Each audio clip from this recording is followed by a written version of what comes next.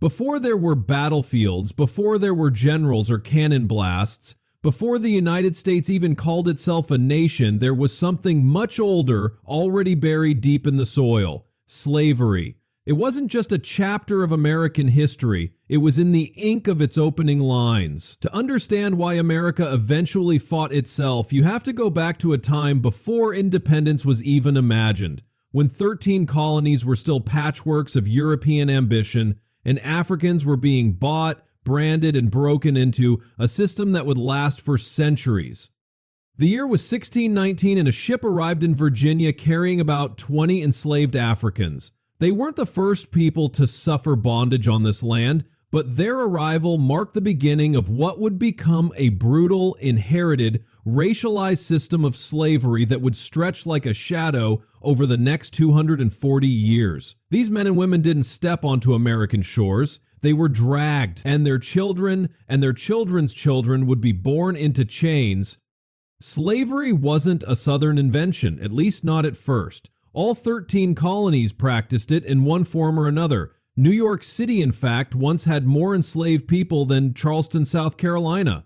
But as the colonies grew and their economies evolved, so did the shape of slavery. In the North, where land wasn't as suited for sprawling plantations, enslaved people were used in homes, shops, and ports. But in the South, where cotton, tobacco, and rice demanded massive labor, slavery took on an industrial, almost factory-like scale. These weren't just farms. They were labor camps designed to extract the maximum amount of work from human beings, from sunup to sundown, for life. The economy of the southern states didn't just benefit from slavery, it was built on it. And as America moved toward independence, that fact sat in quiet contradiction with the words being written in Philadelphia about liberty and freedom. When the Founding Fathers declared that all men are created equal, they did so while many of them still owned human beings. George Washington enslaved more than 100 people. Thomas Jefferson wrote the Declaration of Independence, then returned home to Monticello, where over 600 people would be enslaved during his lifetime. This wasn't hypocrisy as an afterthought, it was baked into the system from the very start. And as the new nation tried to come together under a single constitution, slavery was the elephant in the room, obvious, immovable, and left intentionally unsolved. The Constitution never used the word slave, but it made accommodations for the institution. The 3/5 Compromise declared that enslaved people would be counted as 3/5 of a person, not for their rights, but to inflate the political power of slave-holding states. Imagine that. You're not human enough to be free, but you're human enough to count towards someone else's vote.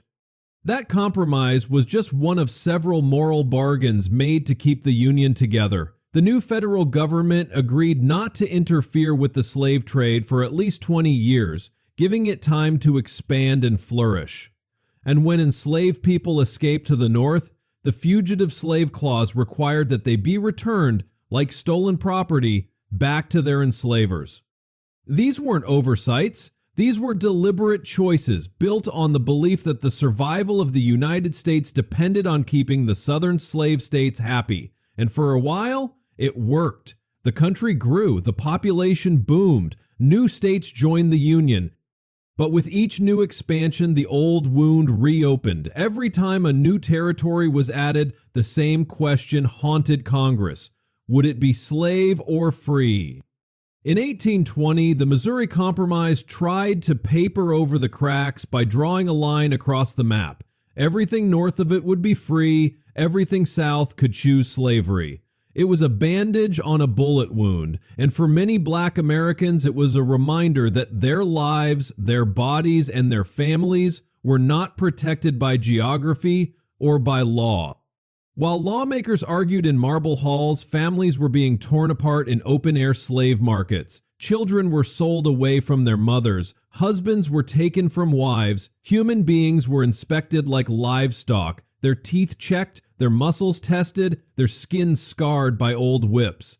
These weren't faceless statistics. These were people with names, with stories, with dreams, and they were bought and sold in a country that claimed to be the land of the free. But slavery wasn't just about economics or labor. It became a culture, an ideology. Southern society built itself around a belief system that justified slavery not just as legal, but as natural. Ministers preached it from pulpits. Scientists twisted biology to argue for white superiority. Entire generations grew up believing that black people were meant to be enslaved, that it was God's order, that it kept society stable. And even in the North, where abolitionist movements were beginning to stir, racism still ran deep. Many Northerners were against slavery, but didn't necessarily believe in full equality. Some wanted slavery to end, but couldn't imagine sharing schools, neighborhoods, or voting booths with free black citizens. It's important to remember that the North wasn't a utopia. It had its prejudices and its limits. Still, across the North and parts of the South, a resistance was growing. Black Americans, both enslaved and free, were refusing to be silent. They wrote, they spoke, they ran. People like Oluda Iquiano, who wrote one of the first slave narratives, exposed the horrors of the Middle Passage, the journey that carried millions of Africans across the Atlantic in ships so crowded that people suffocated before even reaching land. Others, like Denmark Vesey and Gabriel Prosser, planned rebellions, risking death to defy their chains. Harriet Tubman escaped and then went back again and again to free more than 70 people through the Underground Railroad, a network of hidden routes and safe houses run by abolitionists, black and white. These weren't just acts of bravery, they were acts of spiritual defiance. They were saying, "You may own my body, but you will never own my soul."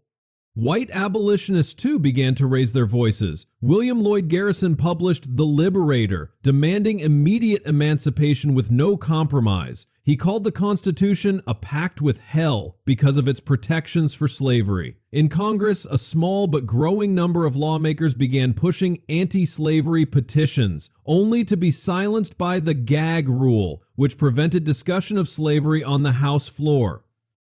Meanwhile, free black communities organized schools, churches, and mutual aid societies, building networks of strength in a hostile world.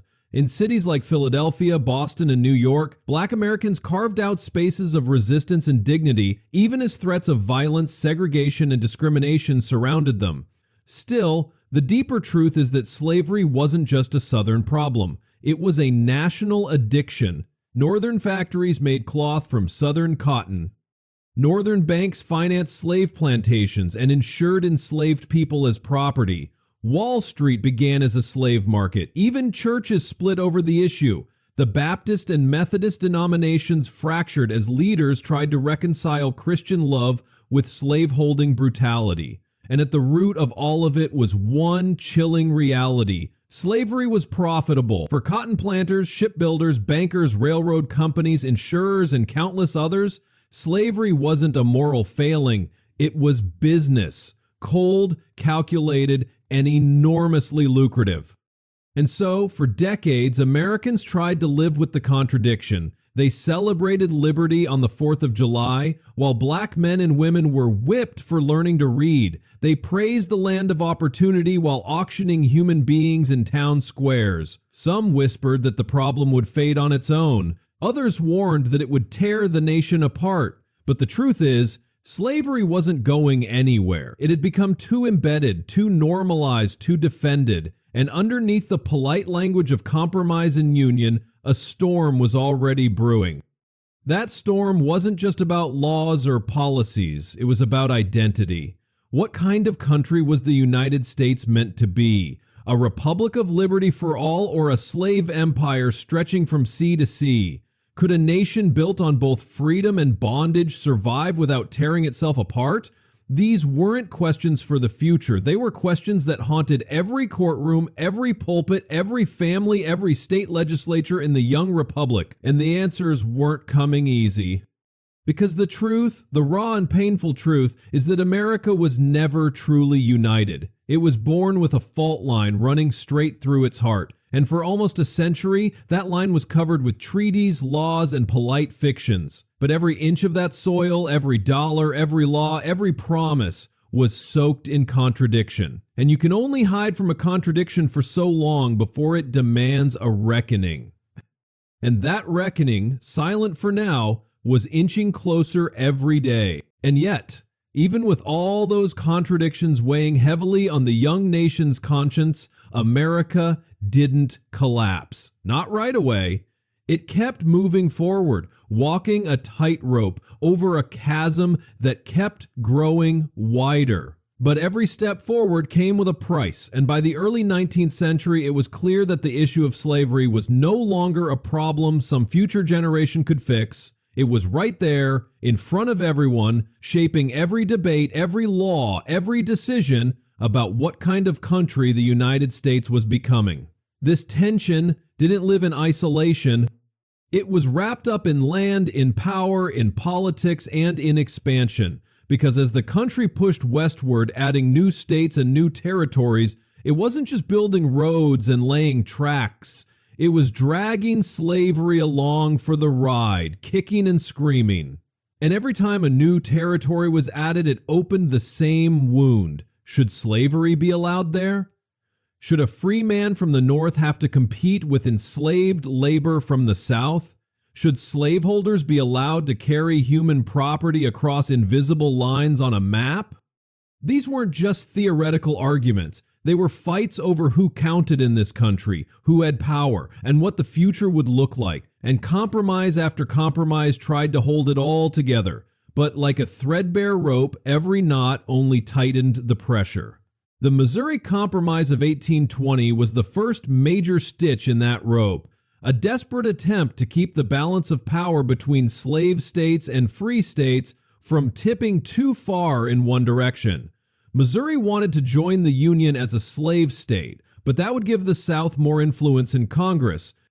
So a deal was struck. Missouri would come in as a slave state, Maine would be carved out of Massachusetts and come in as a free state, and a line would be drawn across the map 36 degrees, 30 minutes north.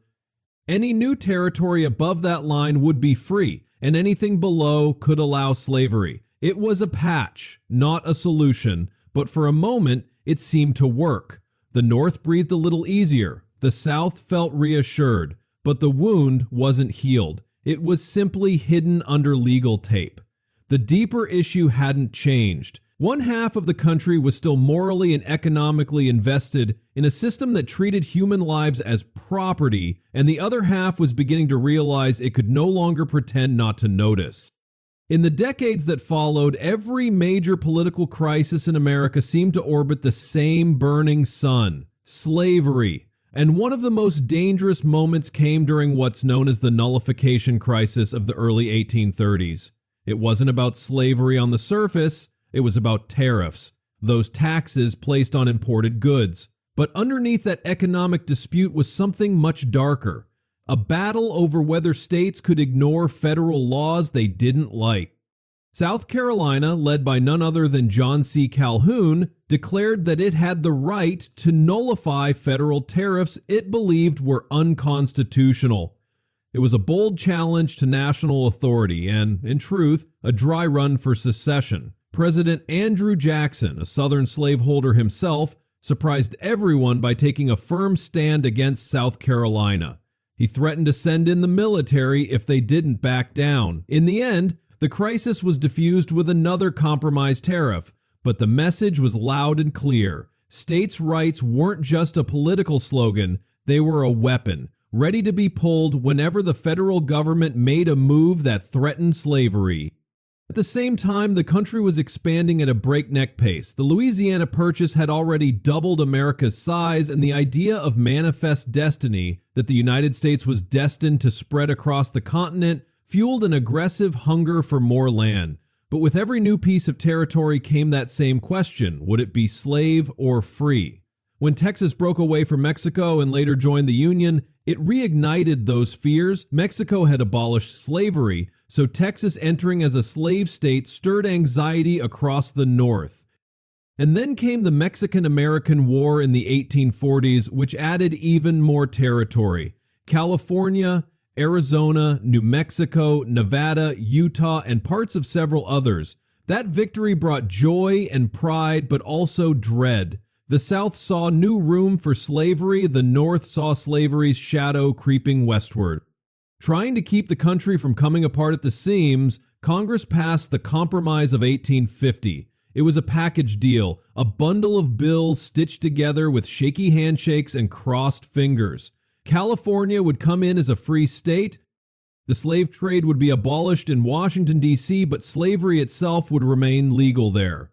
The other territories gained for Mexico could decide for themselves whether to allow slavery, using something called popular sovereignty. Basically, let the people vote on it. On the surface, it looked like balance. But buried in that same compromise was the most controversial part, the Fugitive Slave Act of 1850. This law didn't just allow slave catchers to hunt down escaped slaves in free states. It required ordinary citizens to help. Judges were paid more to rule in favor of slaveholders. Black men and women who had never been enslaved could be dragged off the streets and sold into bondage with no defense, no evidence, and no voice. Northern cities erupted in protest. Free black communities lived in terror, and for the first time, many white Northerners began to feel the cruelty of slavery in their backyards. It wasn't just a Southern problem anymore. It had reached into the heart of the so-called free states. This was also the moment when the abolitionist movement stopped being a whisper and became a roar. Newspapers like The Liberator were no longer fringe pamphlets, they were rallying cries. People began hosting meetings, organizing rescues, and forming vigilance committees to protect fugitives. In Boston, crowds broke into courtrooms to free captured men. In Chicago and Philadelphia, black churches became underground railroads. Harriet Beecher Stowe, a white woman from a deeply religious family, wrote Uncle Tom's Cabin, a novel that ripped the mask off the Southern plantation myth and revealed the brutality underneath.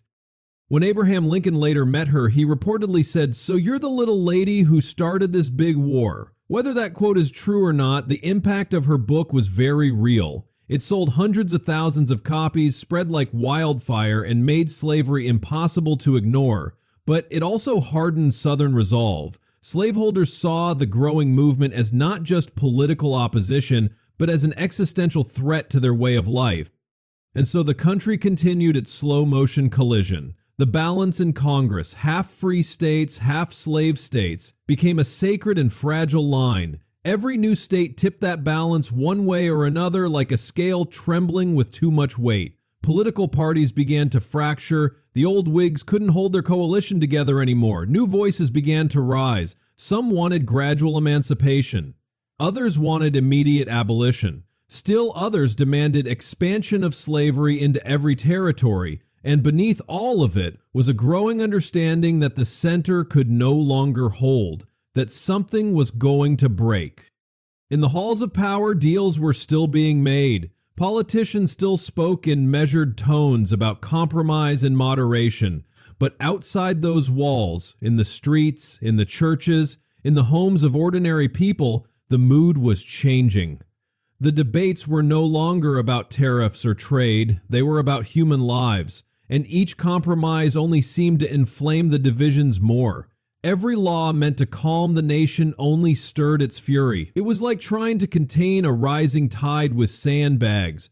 No matter how carefully you placed them, the water kept rising.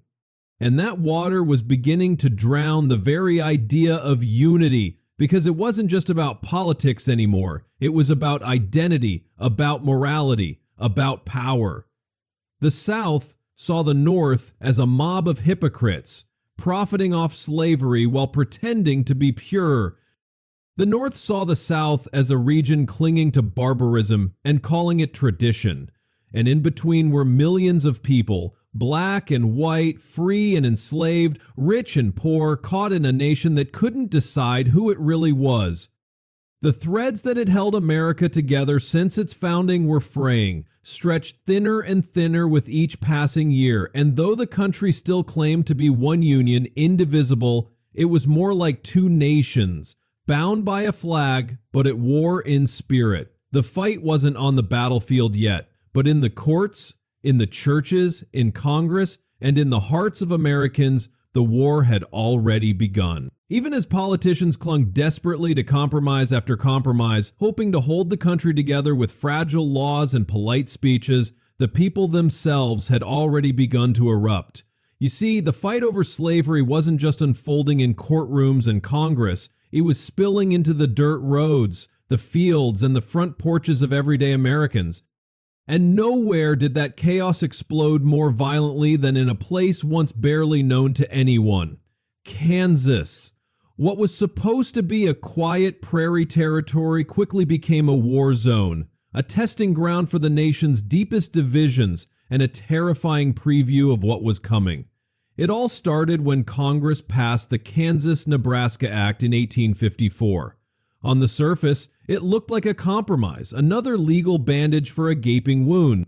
The act essentially erased the Missouri Compromise line that had tried to keep slavery confined to the South, and said that the new territories of Kansas and Nebraska could decide for themselves whether to allow slavery through popular sovereignty. That phrase, popular sovereignty, sounds democratic, even noble. Let the people vote, right? But when the very question on the ballot is whether one group of people should be allowed to own another, democracy becomes a powder keg. What followed wasn't voting, it was blood.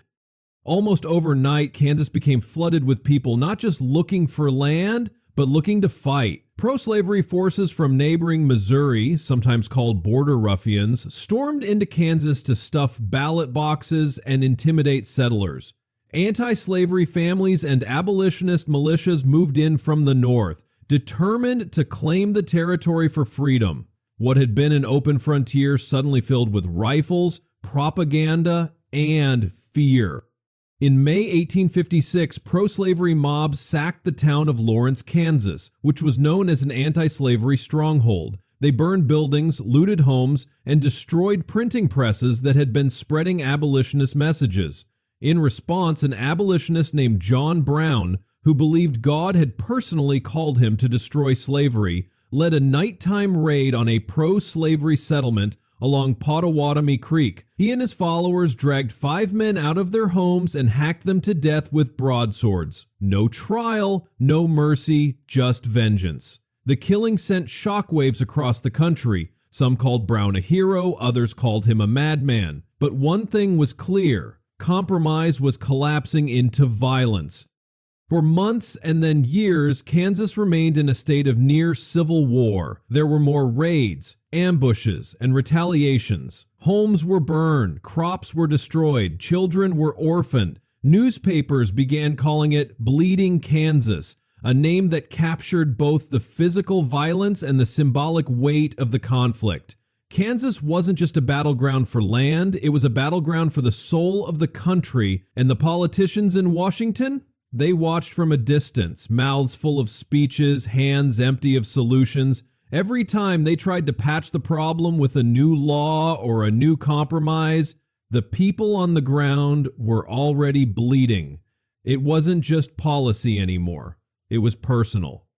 And the violence wasn't confined to the dusty fields of Kansas. It stormed its way into the very heart of government. On May 22, 1856, just 2 days after the Lawrence attack, a South Carolina congressman named Preston Brooks entered the U.S. Senate chamber with a cane. He approached Senator Charles Sumner of Massachusetts, who had just given a fiery anti-slavery speech that condemned slaveholders by name, including one of Brooks's relatives. Without warning, Brooks raised his cane and beat Sumner over the head again and again until the senator collapsed in a pool of blood. Sumner didn't return to the Senate for 3 years, and how did the South react? They sent Brooks hundreds of Ks in the mail. Some were inscribed with messages like "Hit him again." To the North, the beating was proof that the Southern defense of slavery had become violent and irrational. To the South, Brooks was a defender of honor, a man who had stood up for his region's dignity. The attack wasn't just a personal assault, it was a national symbol, and it drove the wedge between North and South even deeper. But even more dangerous than violence was what began to happen to the nation's political landscape. The two main parties at the time, the Democrats and the Whigs, had long tried to balance Northern and Southern interests. But by the mid-1850s, the Whig Party was crumbling. It couldn't hold together a coalition of people who wanted to abolish slavery and people who wanted to expand it. Into that vacuum stepped a new political force, the Republican Party. Formed in 1854, right after the Kansas-Nebraska Act, it wasn't just another party. It was a revolution in motion. Its core message was simple but powerful: stop the expansion of slavery. Not just oppose it morally, but block it politically in every new territory. That idea terrified the South, because if slavery couldn't expand, it would eventually wither. If it withered, their economy would fall, their political power would vanish, and their entire way of life would be threatened. So to Southern leaders, the Republican Party wasn't just a political rival, it was an enemy that needed to be crushed. Meanwhile, the Democrats were splitting in half. Northern Democrats wanted to keep the Union together by soft-pedaling the slavery issue, hoping to avoid confrontation. Southern Democrats, however, demanded full protection of slavery everywhere, no questions asked. The cracks in the system weren't just ideological, they were structural. The country was starting to look like two nations sharing the same flag, the same currency, and the same president, but holding completely opposite visions for what America should be. It wasn't just a difference of opinion, it was a fundamental clash of worldviews. One side believed slavery was a moral evil, the other believed it was a God-given right. All of this, Bleeding Kansas, the caning of Sumner, the collapse of old parties, wasn't happening in a vacuum. Regular people were watching, reading, reacting. Newspapers printed every detail, often with their own bias. In the North, abolitionist papers described Southern violence and painted slaveholders as tyrants. In the South, editors warned of Northern radicals trying to destroy their way of life. The country's media didn't just report the news, they fanned the flames, and as the fear and anger grew, it spread through churches, town halls, barber shops, and dinner tables. People stopped seeing each other as fellow citizens and started seeing each other as threats. And yet, through all of this chaos, slavery itself continued, uninterrupted, brutal, and protected by law. Millions of black men, women, and children were still in bondage. They plowed fields, cooked meals, raised their enslavers' children, built the infrastructure of the country, and endured unspeakable abuses every day, all while their fate was debated like a chess move. They weren't just political talking points, they were living, breathing people. People whose voices were largely excluded from the national conversation, except when others chose to speak for them. But their silence was not consent. Across the South, enslaved people resisted in every way they could, by escaping, sabotaging work, preserving their culture, passing on stories of hope, and waiting, always waiting for the world to change. Meanwhile, in the courts, the Supreme Court was preparing to weigh in on the very heart of the matter. But in the streets of Kansas, the halls of Congress, and the columns of newspapers, Americans were already reaching a dangerous boiling point. The old tools of compromise, drawing lines on maps, brokering deals behind closed doors, patching one law with another, no longer held any real power. They were like sandbags against a flood.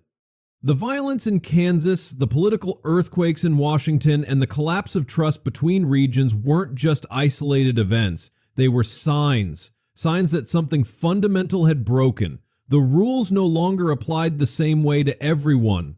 The political system that had once been held together by shared interests and cautious agreements was now held together by fear, by force, and by a growing sense that neither side could live with the other much longer. And if words couldn't settle the matter, then something else, something far more dangerous, would. And just as the dust of Bleeding Kansas refused to settle, the country found itself staring down a courtroom decision so explosive it made everything before it feel like a warning. This wasn't a backroom political bargain or a law passed with shaky votes. It came from the highest court in the land, the Supreme Court of the United States. And in the year 1857, the Dred Scott decision slammed into the American conscience like a thunderclap. If anyone had still believed the nation could quietly work its way around slavery, that belief shattered in a single verdict. Dred Scott was a black man who had been born into slavery in Virginia, then sold and taken by his enslaver to states and territories where slavery had been outlawed. He lived for years in places considered free soil, including Illinois and the Wisconsin Territory. Eventually, with the help of abolitionists, he sued for his freedom, arguing that his residence in free territories made him a free man. It should have been a straightforward case, or at least one open to legal debate. But what came from the Supreme Court was not just a rejection of Scott's claim, it was a full frontal attack on every effort to contain slavery, and worse, on the very personhood of black people. In a 7-2 decision, Chief Justice Roger B. Taney delivered the majority opinion, and his words sent shockwaves through every inch of the country. He declared that Dred Scott was not a citizen and had no right to sue in federal court, not because of the details of his case, but because as a black man he could never be a citizen under the Constitution. Not just him, but no black person, whether enslaved or free, had any rights the white man was bound to respect. Let that sink in. The highest legal authority in the nation openly said that black people were not part of the American political family, they were not citizens, they had no legal voice. And that was only the beginning. The court also ruled that Congress had no authority to ban slavery in any U.S. territory, which meant the Missouri Compromise, that fragile bandage from decades earlier, was declared unconstitutional. In a single stroke, the Supreme Court stripped away the federal government's power to limit slavery's expansion. It was open season. Slaveholders could now bring enslaved people anywhere they wanted, including territories that had been free for years. The decision turned the entire political landscape upside down. For the South, this was seen as a total victory. Pro-slavery voices rejoiced. They called it vindication, a legal blessing on their way of life. But for the North, and especially for black Americans, it was a nightmare made real. People who had been born free, who had lived in the North for generations, now faced the legal possibility of being captured and dragged into slavery with no recourse in the courts. The ruling also dealt a fatal blow to moderates who had hoped the nation could keep walking a line between freedom and bondage. The law had taken a side, and it wasn't neutrality. It was an endorsement of slavery's permanence and supremacy, and the backlash was immediate. Northern newspapers erupted in fury. Abolitionists poured into streets and pulpits and town halls, calling the decision monstrous, evil, and un-American. And amid this firestorm, a lanky, self-taught lawyer from Illinois began to rise. His name was Abraham Lincoln. At the time, Lincoln wasn't yet a national figure. He had served a term in Congress, returned to practicing law, and remained a sharp political mind but largely out of the spotlight. That changed when he decided to challenge Senator Stephen A. Douglas for his Illinois Senate seat in the year 1858. What followed was one of the most important political showdowns in American history, the Lincoln-Douglas debates. 7 debates across the state of Illinois, drawing huge crowds, fiery speeches, and fundamentally different visions for America. Douglas, a Democrat and champion of popular sovereignty, argued that states and territories should decide for themselves whether to allow slavery. He believed the Dred Scott decision settled the constitutional question and reaffirmed that local democracy, not federal interference, should determine slavery's reach. Lincoln, however, took a different path. He wasn't calling for immediate abolition everywhere, but he made it clear that slavery was wrong morally, socially, and politically. And more than that, he believed it could not be allowed to spread, because once it spread, it would never stop. Lincoln famously said, "A house divided against itself cannot stand."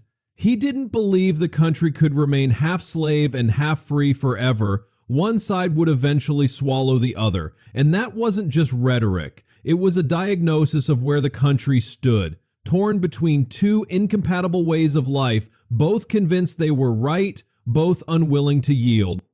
The debates didn't win Lincoln the Senate seat, but they did something more important. They put him on the national map. His calm reasoning, his moral clarity, and his powerful voice against the expansion of slavery struck a nerve in the North and drew venom from the South. For the first time, many Americans began to see him not just as a state politician, but as a future leader, and for Southern slaveholders, he became a threat they could no longer ignore.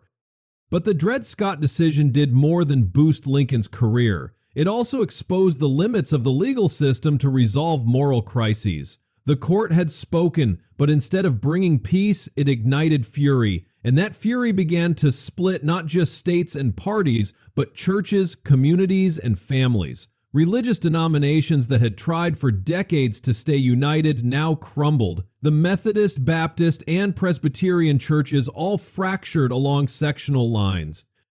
The moral clarity of faith met the brutal calculus of slavery, and many believers had to choose. Would they stand with Scripture or with status quo? Would they protect unity or confront injustice? These weren't easy questions. They tore congregations apart, ministers lost pulpits, families stopped speaking, and all the while, the nation's spiritual and legal institutions, the places people looked to for guidance, seemed to be picking sides. Meanwhile, Black Americans, free and enslaved, watched with a mixture of terror and resolve.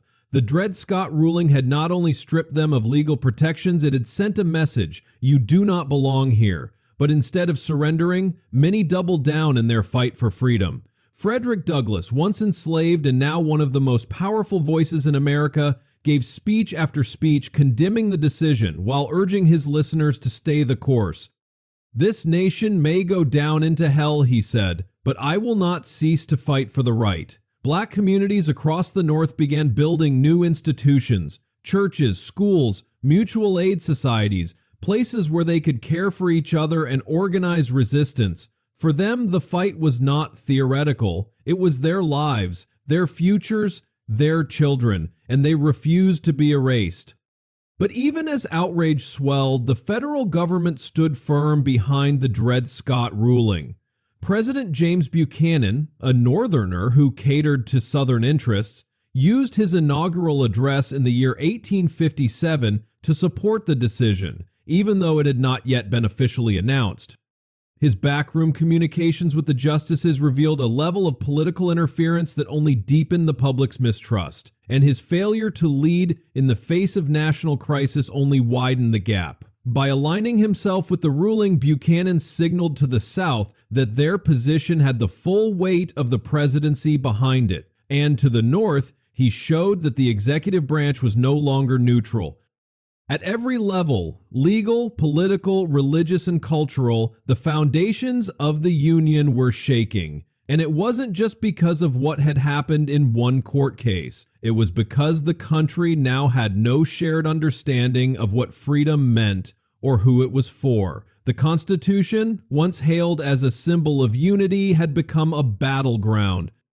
The words written in Philadelphia about liberty, justice, and a more perfect union were now being twisted to uphold human bondage. And the Supreme Court, meant to be the final arbiter of justice, had declared itself a servant to slavery. This was not just a legal defeat for one man named Dred Scott. It was a spiritual defeat for a nation still trying to claim it stood for freedom.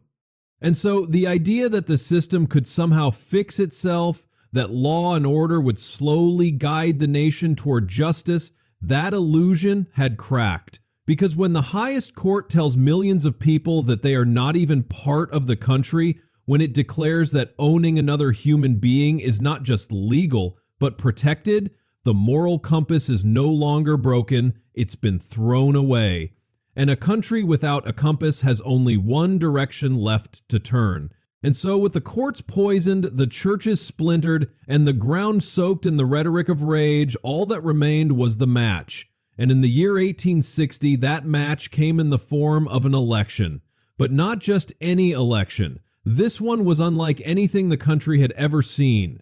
It didn't just divide Americans by party or policy, it tore the very idea of America into two violently different visions.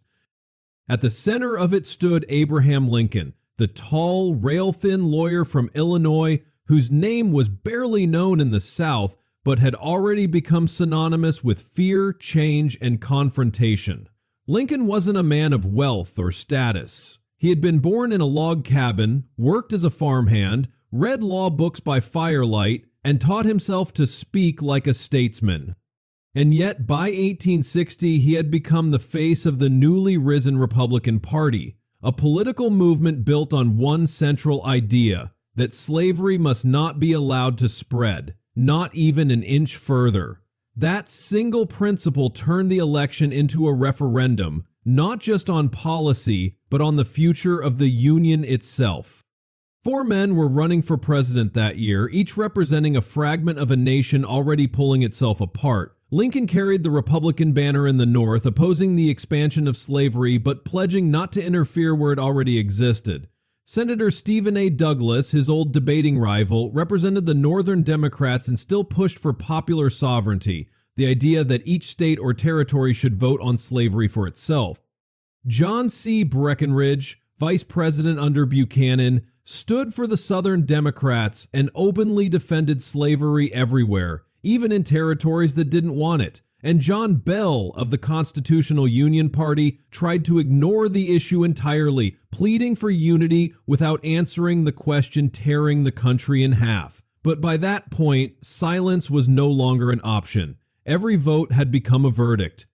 When the ballots were counted, Lincoln had won, not by a landslide, not by overwhelming popular support across the entire country, but by securing every free state in the North.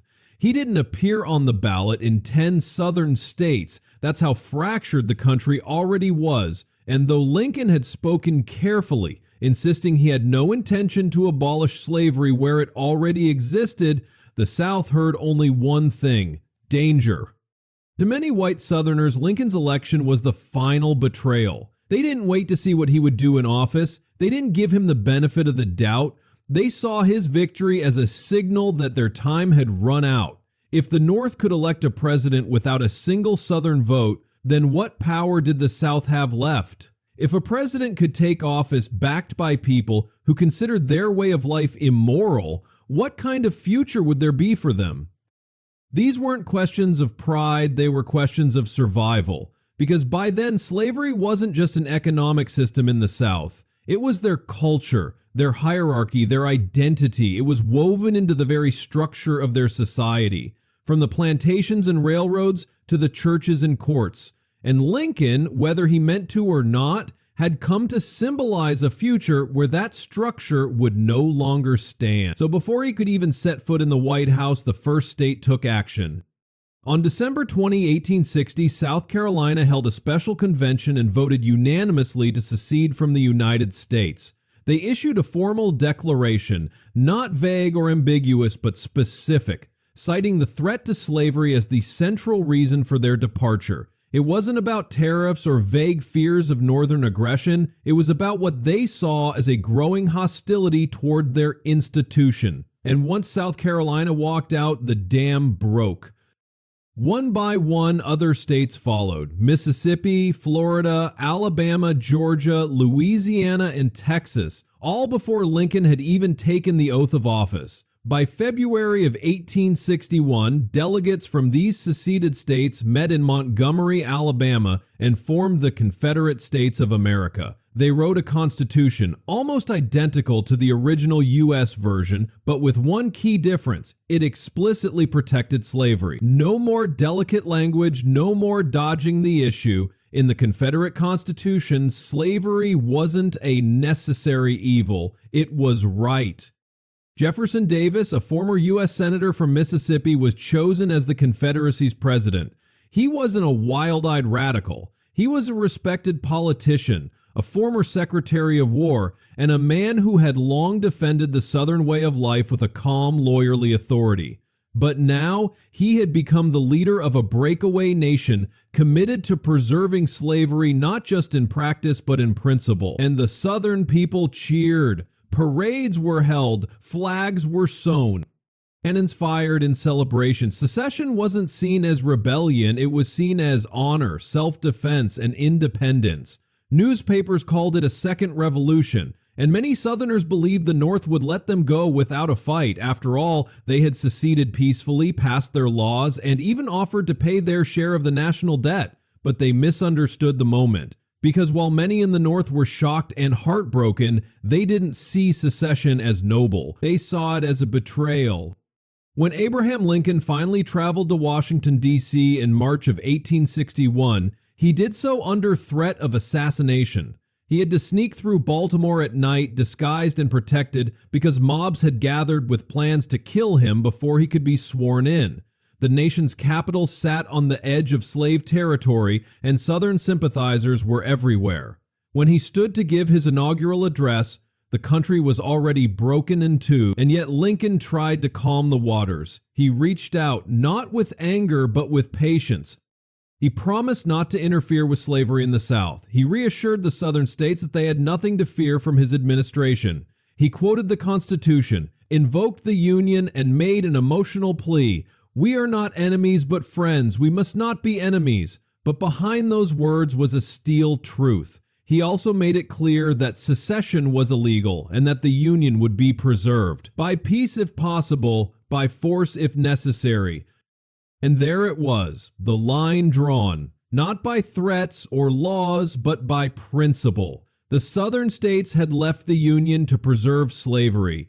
Lincoln had taken office swearing to preserve the Union, and neither side was willing to back down. Across the North, many people still hoped that some compromise could be found. Maybe the seceded states would return. Maybe cooler heads would prevail, but in the South the mood was already hardened. Militias were training, armories were being seized, and throughout the countryside families prepared for war, not against a foreign invader, but against their countrymen. The roads were splitting, the maps were changing, and no matter how many times people said peace, the air carried the scent of something far older and far more deadly: conflict. In those final weeks before the first shots were fired, the whole nation seemed to hold its breath. Letters flew back and forth, newspapers argued and pleaded, preachers delivered sermons calling for unity or rebellion. And in households across the country, from South Carolina to Massachusetts, from Mississippi to Ohio, people asked the same quiet, terrifying question: what happens now? The answer would come soon enough, but in that moment, the country stood on the edge of a cliff. Not pushed there by one man or one law or one vote, but by decades of wounds, by systems built on cruelty, and by a stubborn refusal to face the truth. America had elected a president with a vision of stopping slavery's spread. The South had answered by leaving the nation entirely, and all that stood between words and war was time. And so, with the country split in half, a new president sworn in, and two visions of America now marching in opposite directions, it wasn't a matter of if war would come, it was only a matter of when. For all the talk of compromise and all the prayers for peace, the reality was that one side believed in preserving a union that protected liberty, while the other was prepared to build a new nation around the permanent protection of slavery. And the fuse that had been burning for decades finally reached its charge on a quiet April morning in 1861 at a harbor in South Carolina, where a small Union garrison stood, surrounded, outnumbered, and trapped inside the walls of Fort Sumter. What happened next wasn't just a military engagement, it was a line being crossed, a door being shut, and the beginning of a war that would leave no part of the country untouched. It started with cannon fire, but what it marked was a point of no return.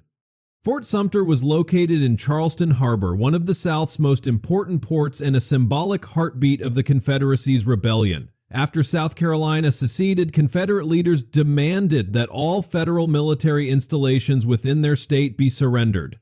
Most were, but not Fort Sumter. Inside its unfinished brick walls were about 80 Union soldiers under the command of Major Robert Anderson, holding out under the flag of the United States. Supplies were running low, morale was fraying, and the fort was increasingly isolated as Southern militias surrounded it from the mainland. President Abraham Lincoln, barely a month into office, now faced his first impossible decision: send reinforcements and risk war, or abandon the fort and risk losing the Union's authority. He chose neither. Instead, he sent word to the governor of South Carolina that a peaceful supply mission, no weapons, no reinforcements, would be sent to feed the hungry men in the fort, but Confederate President Jefferson Davis didn't care about the details. He ordered his generals to act.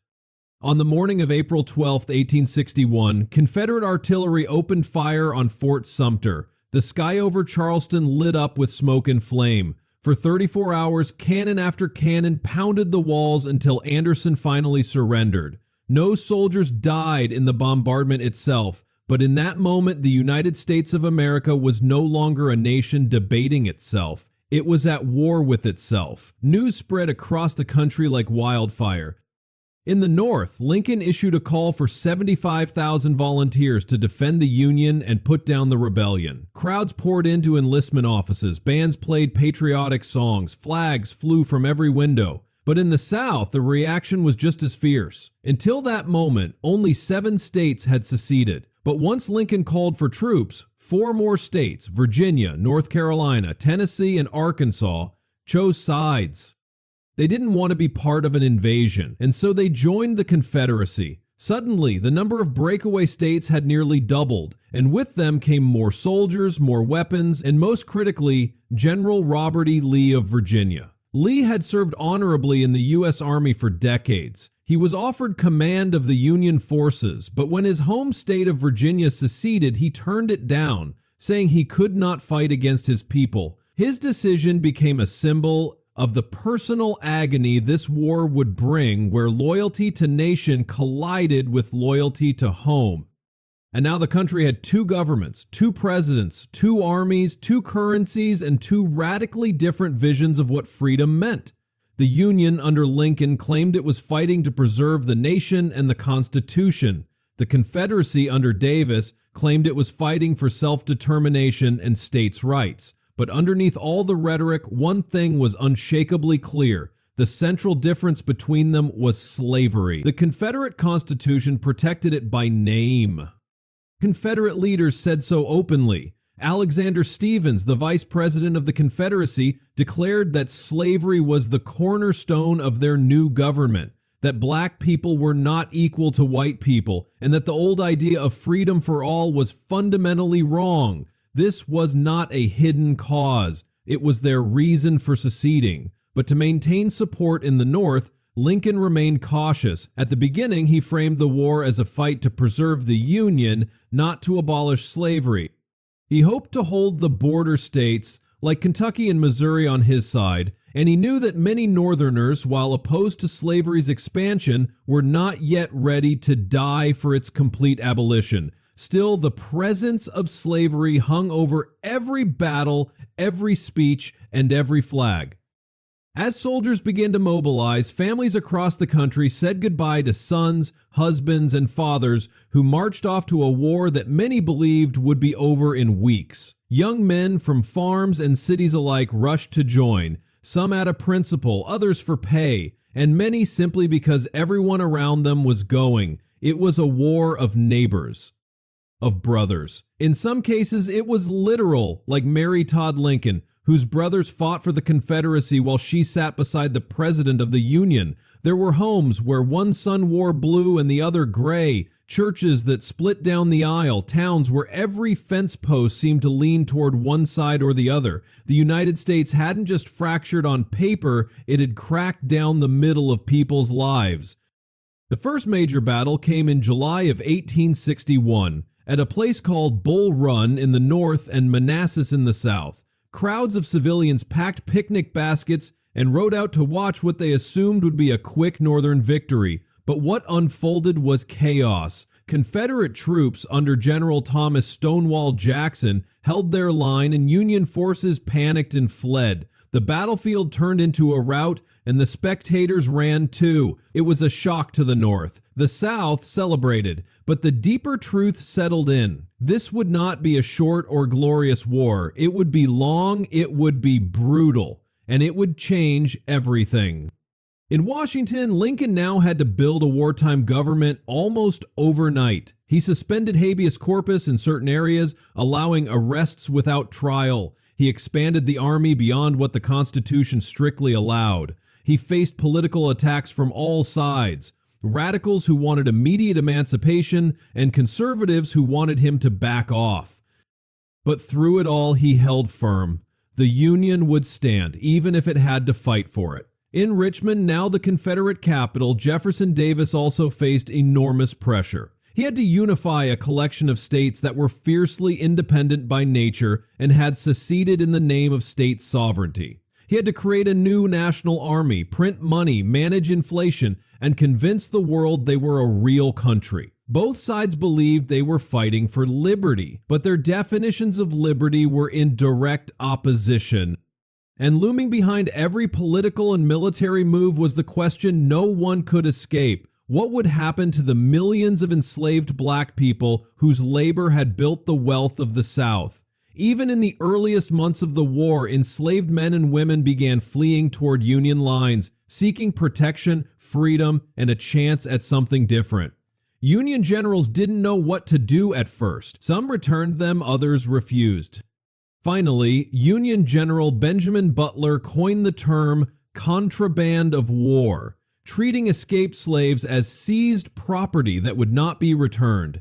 It was a legal workaround, but it hinted at something deeper. The enslaved weren't waiting to be freed, they were freeing themselves. They saw the war not just as a fight between North and South, but as a doorway, one they would crawl, run, or break through if they had to. So by the end of 1861, the war was real. The blood had been spilled, the flags had been raised, and the old illusion that this was just a dispute between gentlemen or a conflict of legal principles had died on the fields of Bull Run and the shores of Charleston Harbor. America was fighting itself, not just over territory or governance, but over who counted, who belonged, and what kind of country this would be. It wasn't just about armies, it was about identity, and there was no turning back. And with the war now fully ignited, cannons echoing across the hills, uniforms stitched with purpose, and flags of blue and gray flying on opposite ends of the same soil, the tragedy of the American Civil War began to reveal its deepest wound.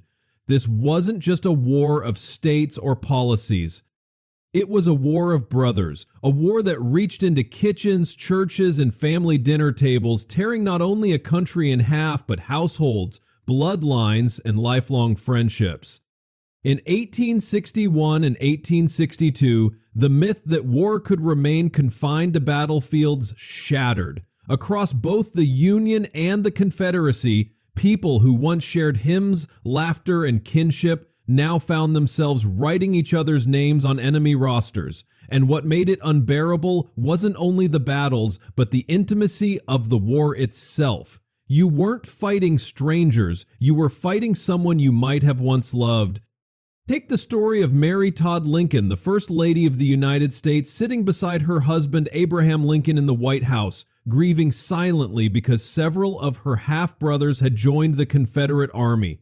She, the wife of the president, trying to save the Union, was mourning her brothers fighting to destroy it. That was not an exception, it was the reality for thousands.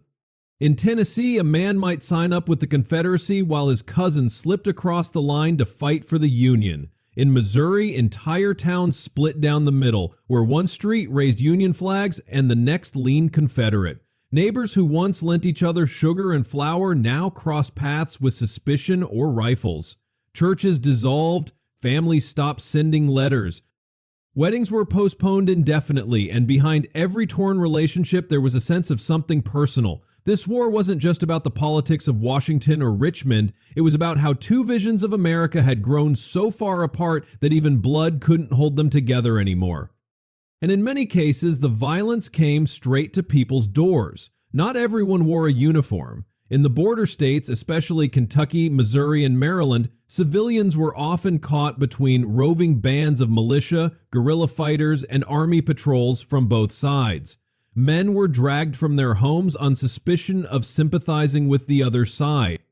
The property was destroyed, entire towns were burned, and the lines between military action and personal revenge blurred fast. In places like Kansas and Missouri, where the wounds of earlier conflicts had never fully healed, gangs of bushwhackers and jayhawkers used the war as cover for murder, robbery, and terror. Women and children were often left behind with no protection, watching their homes be looted or torched in the name of patriotism or vengeance. The war was supposed to be about noble causes, but for many people, it simply meant fear, hunger, and grief knocking on their front porch. And for the soldiers themselves, the young men who had marched in thinking it would be an adventure, the reality was far worse than anything they had imagined. In the early stages of the war, most soldiers were volunteers, motivated by a mix of duty, pride, peer pressure, and belief in a cause. Some wanted to defend their homeland, others felt called to preserve the Union, but very few knew what they were walking into. They were farmers, shopkeepers, teachers, and apprentices, many of them teenagers. They thought it would be a quick victory, a parade home, a medal on the chest. What they got instead was disease, filth, and death on a scale they could not comprehend. Camps overflowed with lice, spoiled food, and contaminated water. Dysentery, typhoid, and pneumonia claimed more lives than bullets. Men who had never left their hometowns now watched their friends die beside them in trenches and makeshift hospitals, without anesthesia, without dignity. And yet, they kept fighting, not always for grand causes, but because their unit became their family. When men speak of war, they rarely talk first about strategy or patriotism. They talk about the man next to them, the one they marched with, the one who shared rations, who stood beside them during cannon fire, who died clutching their hand. In this war, where casualties climbed by the tens of thousands, that bond was often the only thing holding soldiers together. And when death came, it came quickly and without ceremony. Letters found in the pockets of the fallen were often the only closure a family ever received. Many bodies were never returned. They lay in mass graves, unnamed and unvisited. Mothers in the North and South alike waited for letters that never came, stared at portraits hung by the fireplace, and held on to hope that grew thinner with every passing day. The brutality of the war wasn't just in the battles. It was in the waiting, the dread, the silence after the gunfire. In every town, a knock on the door might bring news that a husband was gone, or a son would never walk again, or a father's body could not be recovered. For African Americans, especially those in the South, the war added a complex and dangerous new layer. Some saw Union troops as symbols of possible freedom. Others feared retribution from angry Confederates. Enslaved people were now navigating the thin line between risk and hope. Should they run? Should they stay? Would the Union protect them if they crossed the line? Would their enslavers kill them before they reached safety? And yet, despite the danger, tens of thousands fled. They weren't waiting for official orders or emancipation proclamations. They read the signs of the times and moved, with nothing but faith and the clothes on their backs. Meanwhile, back home in the cities and villages, women were holding everything together. They weren't just keeping farms running or raising children alone. They were becoming nurses, spies, fundraisers, and in some cases, soldiers disguised as men. Women like Clara Barton, who would go on to found the American Red Cross, organized relief efforts, and worked tirelessly on battlefields, stitching wounds, comforting the dying, and keeping soldiers alive with little more than determination. In the Confederacy, women formed sewing circles, rationed supplies, and penned letters filled with faith, fear, and longing. They kept diaries, many of which survived, giving us a raw, honest window into what it meant to live through a war that consumed everything. And through all of this, every shattered family, every burned town, every silent grave, one truth rang louder than the cannons. This war wasn't just a political disagreement. It was a collapse of trust. It was the result of years of ignoring each other's pain, speaking past each other's fears, and refusing to face the consequences of choices made long before the first shot was ever fired. America didn't stumble into the Civil War by accident. It marched toward it step by step, and when the moment finally came, it wasn't just a nation that broke, it was families, hearts, and a shared story of what this country was supposed to be.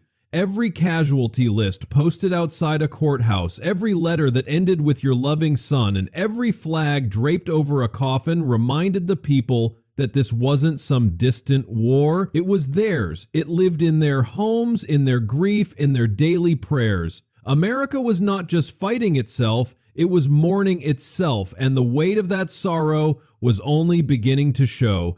And yet, even in the middle of that mourning, amid the funerals and the battlefield cries, amid mothers waiting for sons and wives tending to empty chairs, something else was happening, something that had been quietly building under the weight of centuries.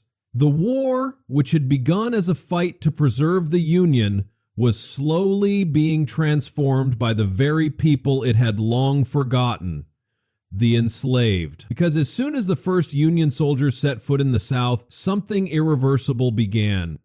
Enslaved men and women did not wait for permission, nor did they sit by hoping for a policy to save them. They acted, they fled, they resisted. They ran toward Union lines not simply because it meant leaving behind a plantation, but because it meant possibly stepping into history, becoming more than property, more than statistics, more than voiceless labor. From the first months of the war, the enslaved started turning the tide, forcing the North to confront a truth it had long tried to avoid. This war was about slavery, and it always had been.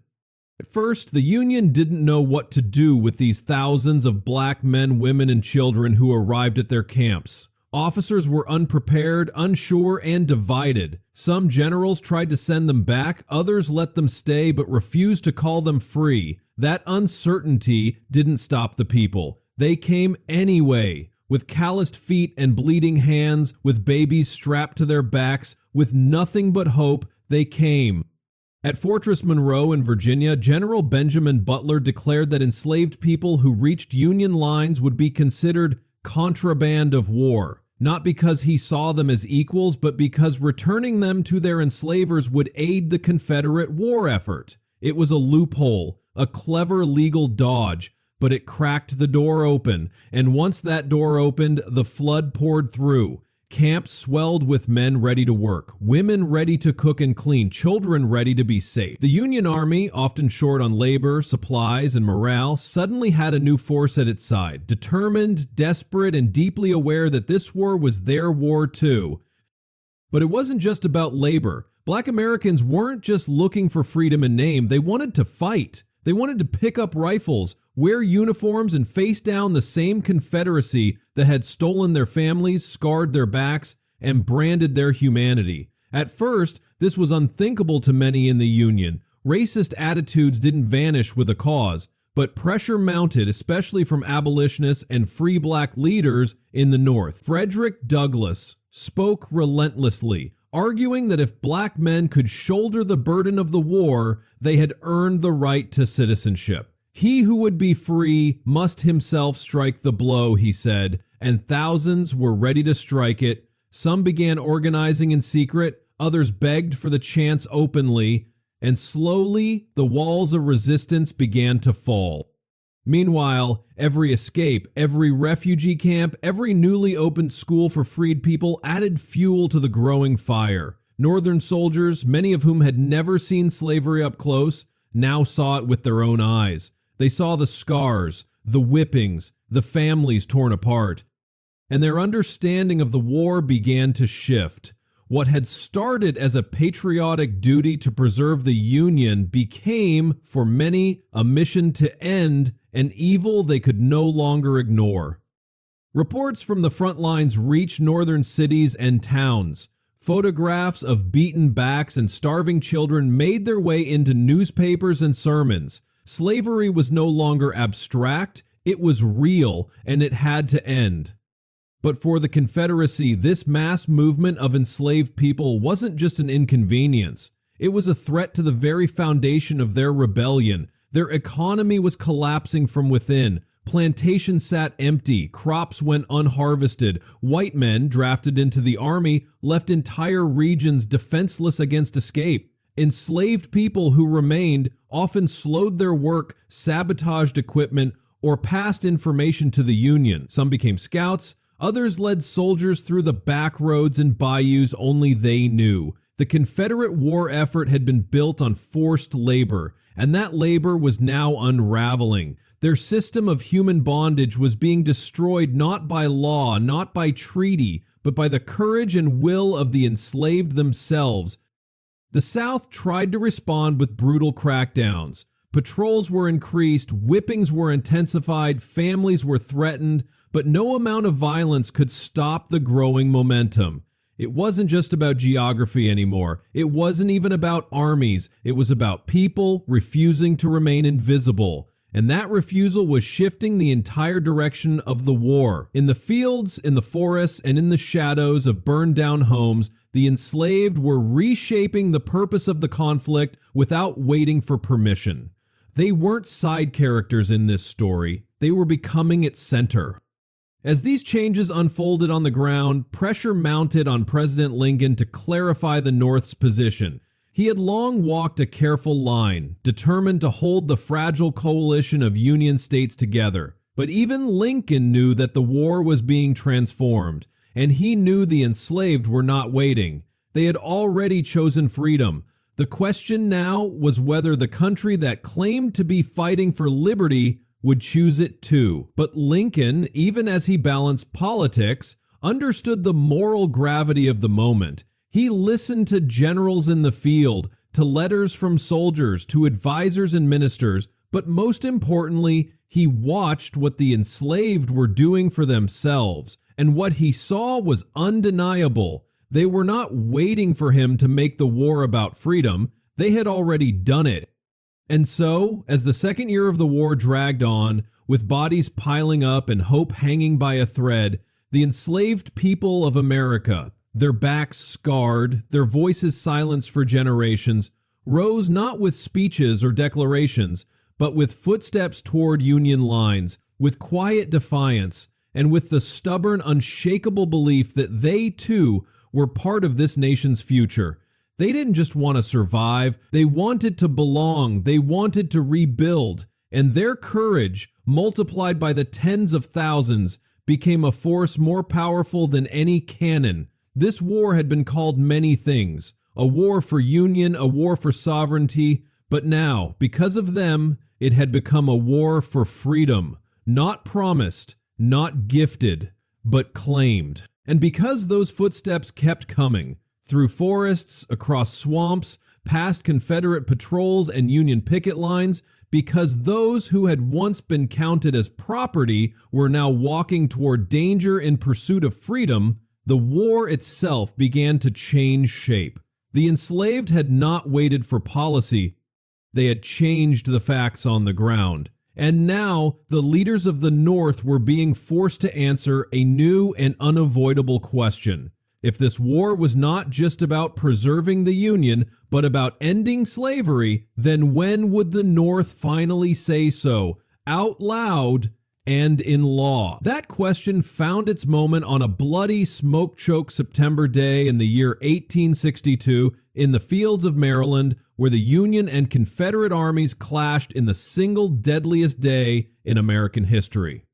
The place was called Antietam, and what happened there didn't just turn the tide of a battle. It gave Abraham Lincoln the opening he needed to change the entire meaning of the war.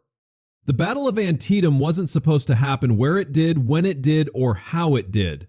Confederate General Robert E. Lee had invaded the North, believing that a victory on Union soil would shatter Northern morale and perhaps even convince Britain and France to recognize the Confederacy as a legitimate nation. His army crossed the Potomac River into Maryland, bringing the war into Union territory for the first time. It was a bold gamble, and for a moment it looked like it might work.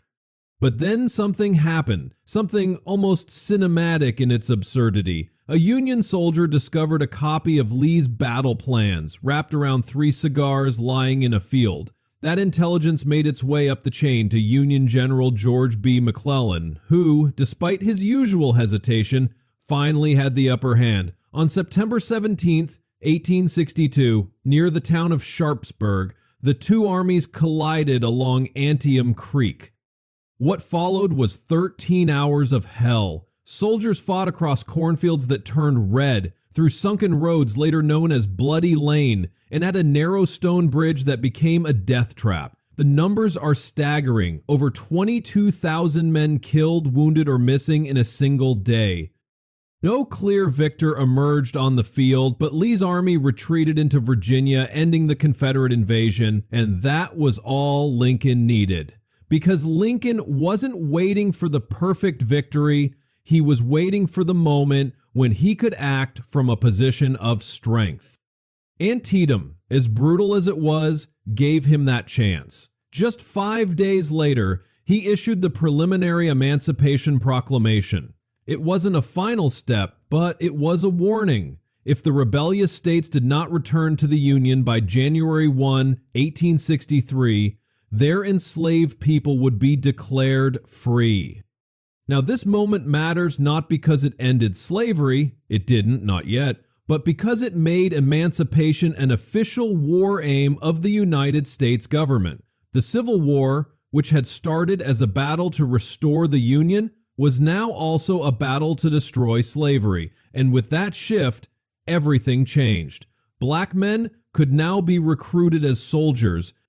Foreign governments that were considering recognition of the Confederacy backed away. Britain, where abolitionist sentiment was strong, could no longer justify supporting a government fighting to preserve slavery. The war had taken on moral clarity, and that clarity was born not in speeches or in political deals, but in the decisions of the enslaved themselves. Men and women who walked off plantations, crossed rivers, and stood under Union flags, demanding to be counted as human.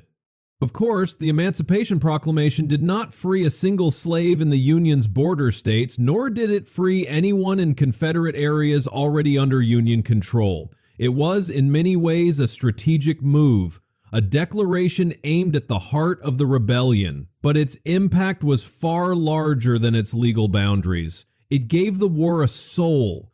It told the world that the United States would no longer fight simply to glue the country back together, but to remake it. And that message reverberated far beyond the battlefield. Churches rang bells, black communities in the North rejoiced, abolitionists wept with joy, and in the South, enslaved people heard rumors that Lincoln had finally said the words, "You are free." The Confederacy, however, reacted with fury and terror. They knew what emancipation meant. It wasn't just about losing labor. It was about losing control of bodies, of minds, of the system they had built for centuries. Confederate leaders accused Lincoln of inciting slave revolts. Southern newspapers called the proclamation an act of war against Southern civilization itself. Some commanders threatened to execute any captured black Union soldiers or the white officers who led them. The stakes had been raised. This was no longer just a political war, it was a moral reckoning, and both sides knew it. Meanwhile, in the North, the reaction was mixed. Many white Northerners supported preserving the Union, but didn't necessarily support freeing the slaves. Racism was still deeply embedded. Some feared that emancipation would lead to a flood of black workers taking jobs or upsetting the social order. In New York City, anti-black riots would later erupt in response to the draft and growing resentment, but others began to understand the war in a new light. They read Frederick Douglass's essays, listened to black ministers preach freedom from the pulpit, and watched as formerly enslaved men joined the Union Army with fierce determination. These men weren't just fighting for politics, they were fighting for their families, their futures, and their dignity, and that kind of purpose could not be denied. So when January 1st, 1863 arrived and Lincoln signed the final Emancipation Proclamation into law, the war officially crossed a line. The document declared that all enslaved people in Confederate-held territories were forever free. It didn't fix everything. It didn't make the war easier, but it made the war matter in a new way. It turned soldiers into liberators. It gave the bloodshed meaning, and it placed the United States for the first time in its history on the side of universal freedom. And yet, it was not just a pen stroke that changed the course of the war. It was the courage of the people who had demanded it. It was the enslaved families who fled in the dead of night. It was the Union soldiers who wrote letters home describing the horror of slavery they had witnessed. It was the generals who stopped sending people back into bondage. It was the preachers who declared that this war was not simply a clash of armies, but a test of the nation's soul. And at Antietam, on a field drenched in blood, the North found the voice it had long struggled to summon. Not just the voice of power, but the voice of purpose. Not just a fight for union, but a fight for freedom. And with that voice, America, wounded, divided, uncertain, finally began to understand why it had gone to war with itself in the first place. And once the war had spoken the word freedom out loud, no longer whispered, no longer hidden behind political caution, the nature of that war was forever altered. Emancipation was no longer an idea debated in parlors or written in pamphlets. It had become a military goal, a moral turning point, and a call to arms for a new American army, one that now included the very people who had once been denied a place in its vision. The Civil War was no longer just white men in blue and gray clashing over maps and ideals. It had become something larger. It had become a struggle for dignity, for belonging, for the right to fight for a country that had never fully claimed you as its own. And with that shift came one of the most powerful transformations in American history. Black men stepping forward, putting on uniforms, taking up arms, and declaring not just with words, but with their very lives, that this war was also theirs. The Emancipation Proclamation had opened the door, but it was the determination of Black Americans that kicked it off the hinges. Across the North and in Union-occupied areas of the South, recruitment of Black soldiers began to surge. Some had escaped slavery and were now ready to fight for the freedom of others. Some had been born free, but knew that freedom without equality was a lie. They came from farms, from cities, from the docks and the pulpits, and they came with something that could not be taught in drills or tactics, a purpose so deep it lit their courage on fire. By the end of the war, nearly 200,000 Black men would serve in the United States colored troops, fighting in nearly every theater of the conflict. But their journey into uniform was not easy, and it was far from equal. At first, Black regiments were segregated. They were commanded almost exclusively by white officers. They were given inferior weapons, less training, and in many cases, less pay. $10 a month with $3 automatically deducted for clothing, compared to $13 a month for white soldiers with no such deductions. This wasn't just unfair, it was humiliating. These men weren't volunteers for a paycheck. They were fighting for their families, for their people, for the soul of a country that had chained them, auctioned them, and ignored them. And even in uniform, they faced scorn not just from Confederate enemies, but often from the very Union army they served. Some generals refused to deploy Black troops in battle, believing they were less capable. Some soldiers mocked them, and yet, again and again, the Black regiments proved themselves, not only as capable, but as indispensable. One of the most famous examples was the 54th Massachusetts Infantry, a regiment made up of free Black men from the North, led by a young white officer named Colonel Robert Gould Shaw. In July of 1863, they were ordered to lead the charge on Fort Wagner, a Confederate stronghold near Charleston, South Carolina. Everyone knew the mission was nearly suicidal. The fort was heavily fortified, the odds were terrible. But the men of the 54th stepped forward. In the storm of gunfire and cannon blasts, they charged the beach, climbed the walls, and fought with everything they had. Over half the regiment was killed, wounded, or captured, including Colonel Shaw, who died leading the assault. The fort was not taken that day, but their bravery thundered across the nation. No one could question their valor again. They had fought like lions, they had died like heroes, and they had done it for a country that still didn't treat them as equals. Their sacrifice became a symbol. It shattered myths, it inspired others, and it pushed the government to finally do what was right. In 1864, Congress passed a law granting equal pay to Black soldiers retroactively. The Union could no longer afford to ignore what these men had done. They had proved in blood and in bravery that they were not just laborers or contraband or bodies for political leverage. They were soldiers, and more than that, they were Americans. Their participation did not just add numbers to the Union cause, it reshaped its meaning. Black soldiers brought with them a clarity, a purpose, and a moral authority that sharpened the war's aims. They fought in Louisiana swamps, in Virginia trenches, and in Tennessee forests. They guarded railways, stormed batteries, and dug graves for men they called brothers.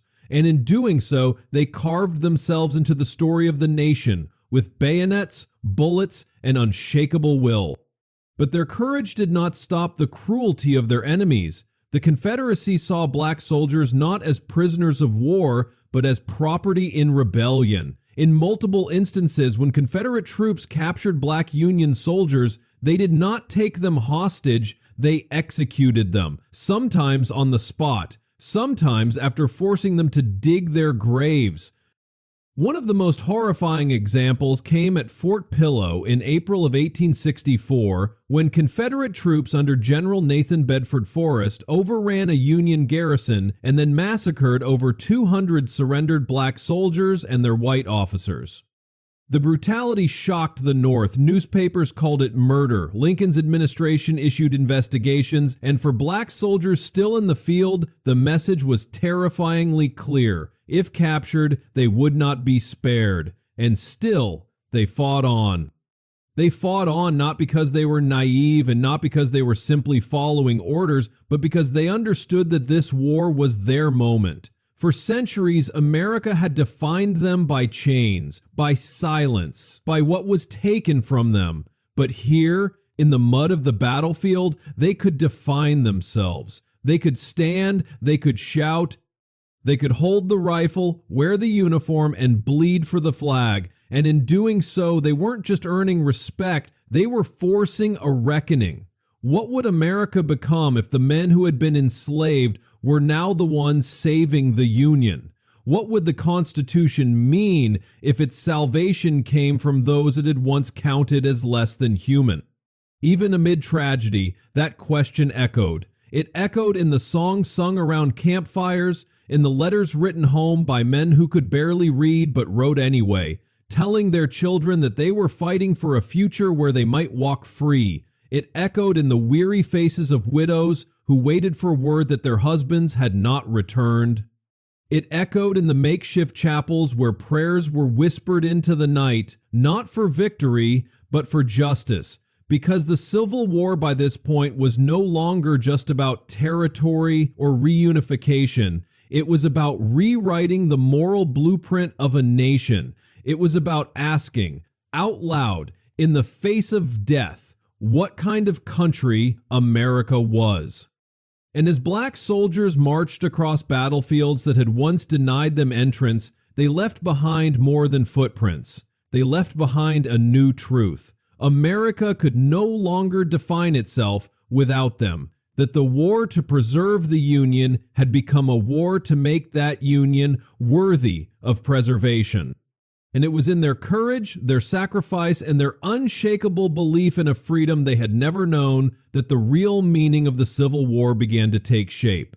Not in political speeches, not in strategy maps, but in the hearts of men who had every reason to hate the country they were dying to save and yet chose to fight for it anyway. And because they chose to fight for it anyway, despite the hatred, despite the unequal pay, despite the death sentences waiting for them if captured, because hundreds of thousands of men, both black and white, had now bled for this war turned crusade, the very ground of the conflict began to shift. The battles were no longer just about control of rivers or railways. They had become turning points in the moral and strategic struggle for the country's identity.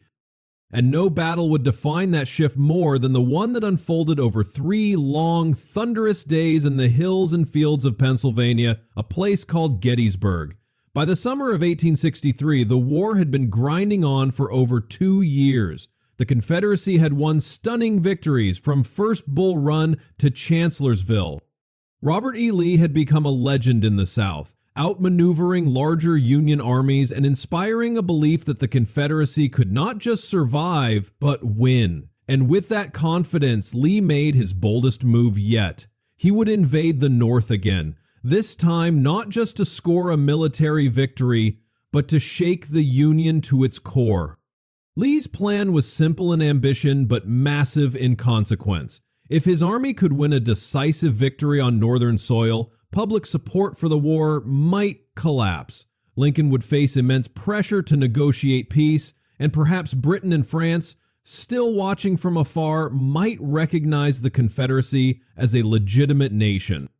Lee crossed the Potomac River and moved into Pennsylvania. His army spread across farms and hills, foraging for food, gathering supplies, and pushing toward a confrontation he believed could end the war on Southern terms. What he didn't know was that the Union Army, now under the newly appointed General George G. Meade, was racing north to meet him. And on July 1st, 1863, their forces collided near the quiet crossroads town of Gettysburg. What began as a chance encounter between advanced troops soon escalated into the largest battle ever fought on American soil.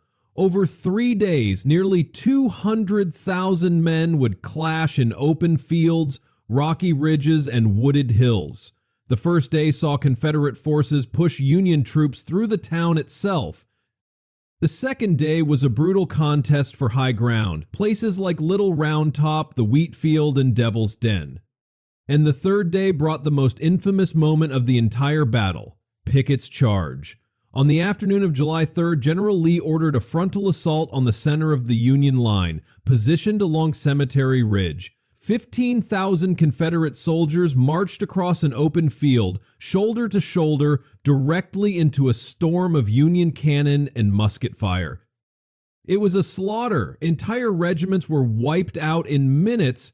The Confederate army was broken. Lee's gamble had failed.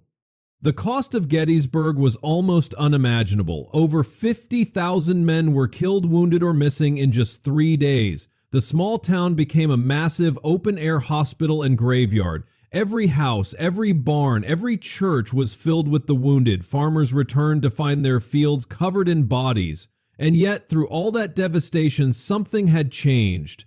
Lee's army retreated. He would never again launch a major offensive into the North. The momentum had shifted. The Confederacy, once a rising force, was now being pushed back. But Gettysburg wasn't just a military turning point. It became a national symbol. Months later, on November 19, 1863, President Lincoln traveled to the battlefield to help dedicate a new cemetery for the fallen. He wasn't the main speaker. His remarks were expected to be short and unremarkable. But what he delivered in just a few minutes, in a speech barely over 200 words long, would go on to become one of the most powerful expressions of national purpose in American history, the Gettysburg Address.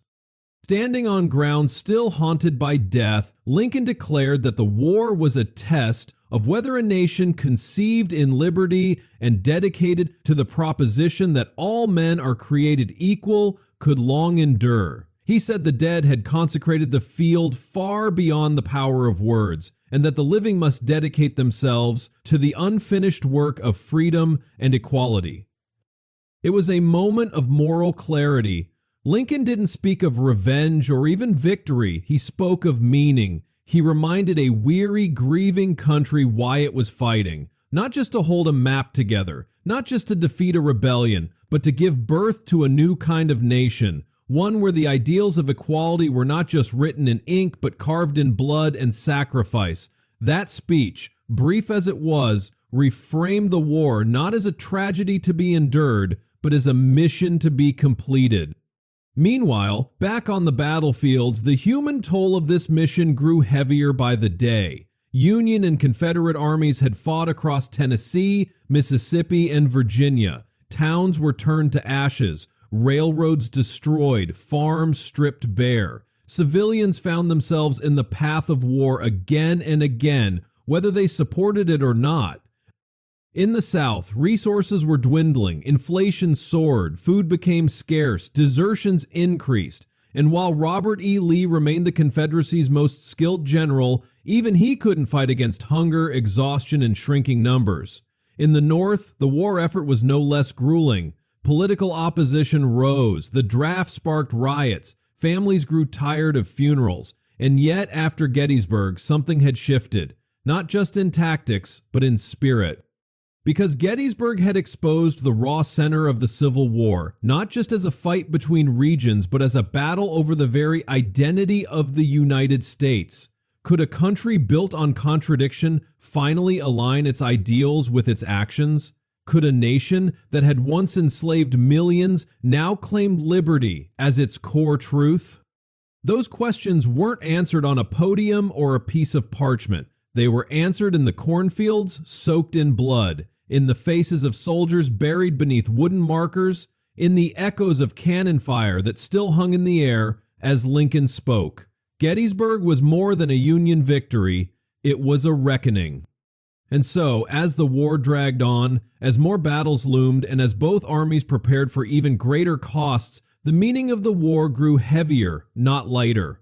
But it also grew clearer. America wasn't just fighting to win, it was fighting to become something closer to the promise written at its birth, something that included the men who had been denied, degraded, and dismissed. And on the ridge of that Pennsylvania field, with smoke still rising and silence settling over the fallen, the war revealed not just what it had destroyed, but what it was beginning to build. And after Gettysburg, after the blood, the silence, and Lincoln's haunting words echoing over the graves of the fallen, it was clear that the war wasn't winding down, it was intensifying, because now the stakes were fully exposed.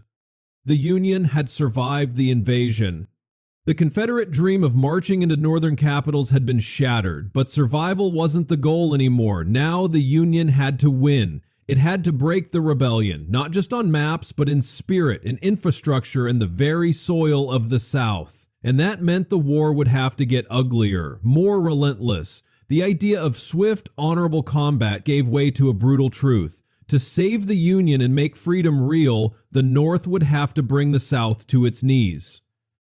And leading that charge were two men, General Ulysses S. Grant in the East and General William Tecumseh Sherman in the West, who believed that to win the war, you had to make the enemy feel it in their homes, their fields, and their bones. This was the beginning of what history now calls total war. And it wasn't about cruelty, it was about breaking the will to fight. Grant had earned Lincoln's trust by doing what many Northern generals had failed to do, win. While others hesitated, withdrew, or overthought, Grant attacked. He had proven himself at Vicksburg, where he starved a city into surrender, cutting the Confederacy in two by taking control of the Mississippi River.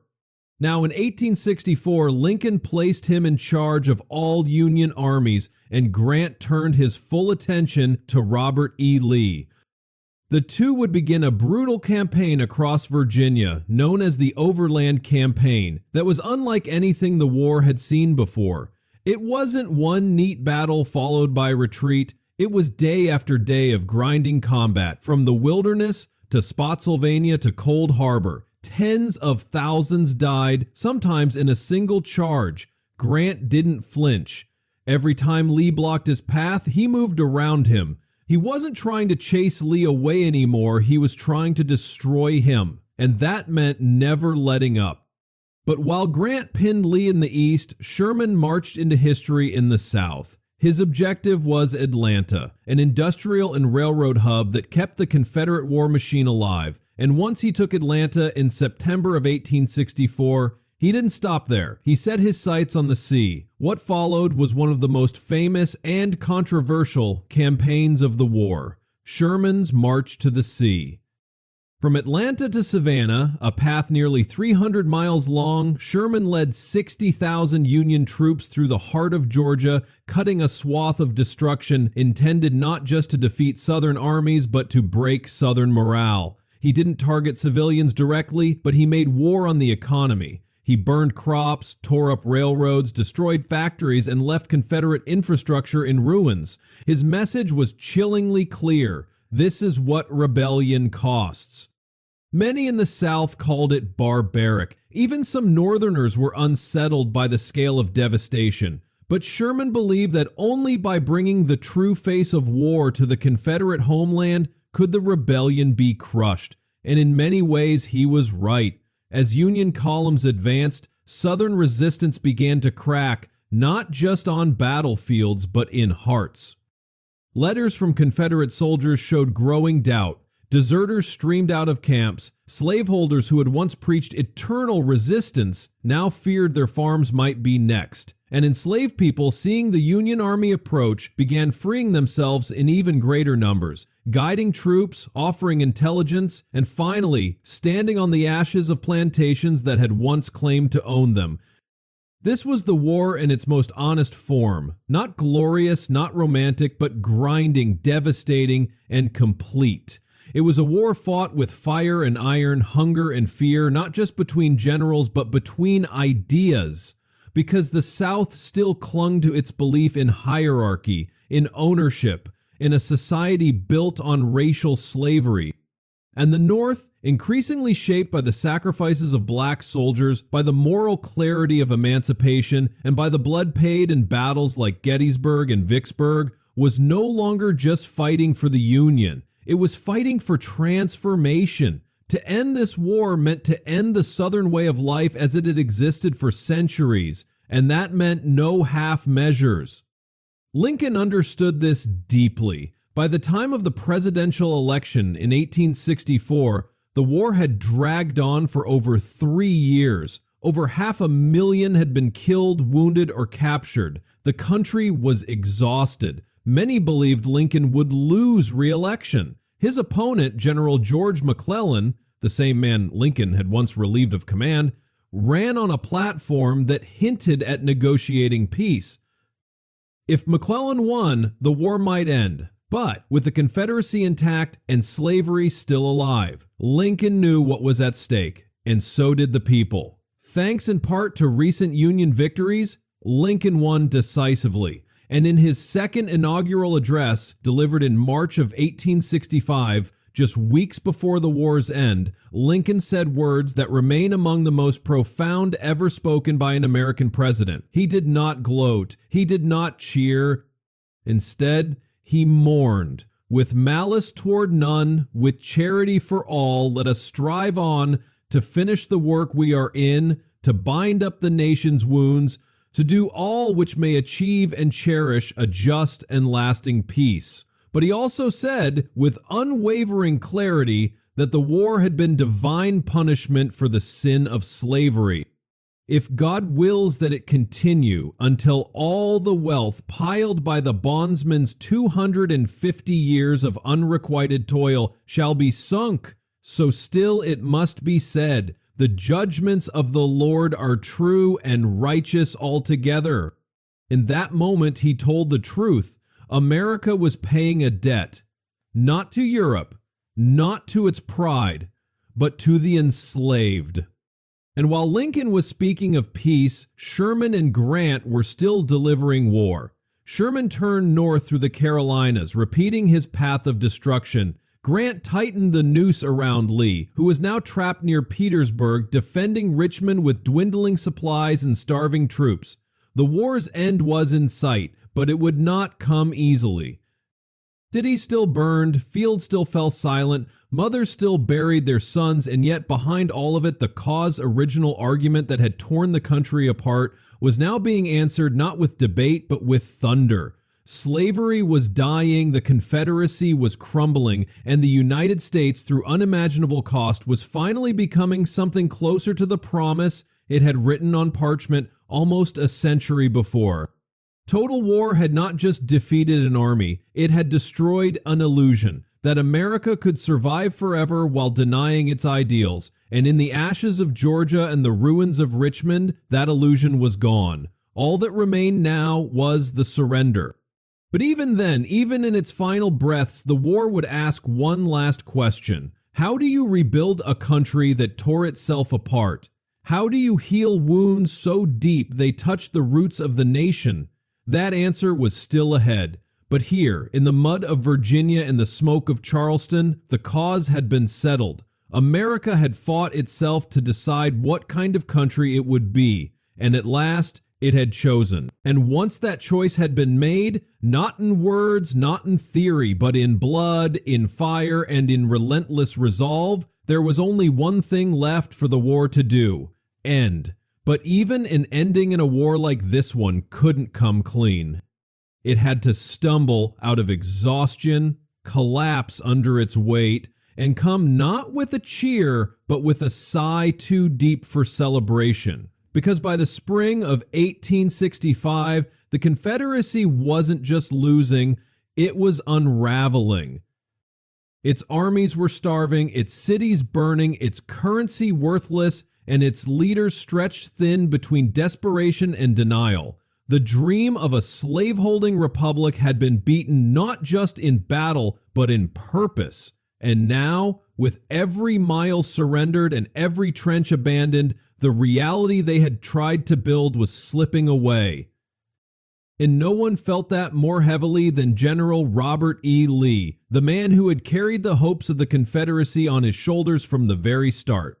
For months, Lee and his Army of Northern Virginia had been dug in outside Petersburg, just south of Richmond, desperately holding the line against General Grant's siege. It was trench warfare before the world had even coined the term: muddy, bloody, and slow. Union artillery thundered day and night. Food was scarce. Men were deserting. Confederate soldiers were barefoot, malnourished, and many were too weak to carry rifles. And yet Lee still hoped to break through, to escape, to maybe regroup further south and fight another day. But Grant wasn't chasing dreams, he was closing a noose. Every flank, every rail line, every road out of Petersburg was being sealed. And finally, on April 2nd, 1865, the line broke. Lee wired Jefferson Davis, still clinging to the Confederate government in Richmond, that the city must be evacuated. Davis fled by train. The capital of the Confederacy was falling, and just one day later, Union troops entered Richmond. The cradle of rebellion had become a symbol of defeat. But the war's final breath was still ahead. Lee gathered what was left of his forces and began retreating west, hoping to reach supply trains in Lynchburg. Grant pursued without pause. For over a week, the two armies moved through central Virginia in a grim final chase. At every turn, Lee found his path blocked. Union cavalry raided the trains. Supplies vanished. His men began surrendering in groups. The army that had once marched proudly into Pennsylvania was now half-starved, outnumbered, and collapsing. And on April 9th, 1865, at a small crossroads village called Appomattox Courthouse, the war, at least between the two principal armies, finally met its quiet human end. The meeting between Grant and Lee is one of the most solemn moments in American history. There was no ceremony, no crowd, no trumpet fanfare, just two men in a farmhouse parlor speaking in low voices. Grant, muddy and in a private's coat, was respectful and firm. Lee, elegant and formal, carried the grief of a lost nation in his posture. The terms of surrender were generous. Confederate officers could keep their sidearms and horses. Soldiers were given food. There would be no punishment, no prison camps, just peace. Lee accepted. He signed. And when he rode back to his men, they didn't cheer. They wept, because what they saw in his face in the silence between his words was finality. Across the country, bells rang. Church pews filled, crowds gathered in the streets. The war, at least in name, was over. Other Confederate armies still had to lay down their arms, but the heart of the rebellion had been pierced. Richmond had fallen. Lee had surrendered. The cause was lost. But even in victory, there was no real celebration.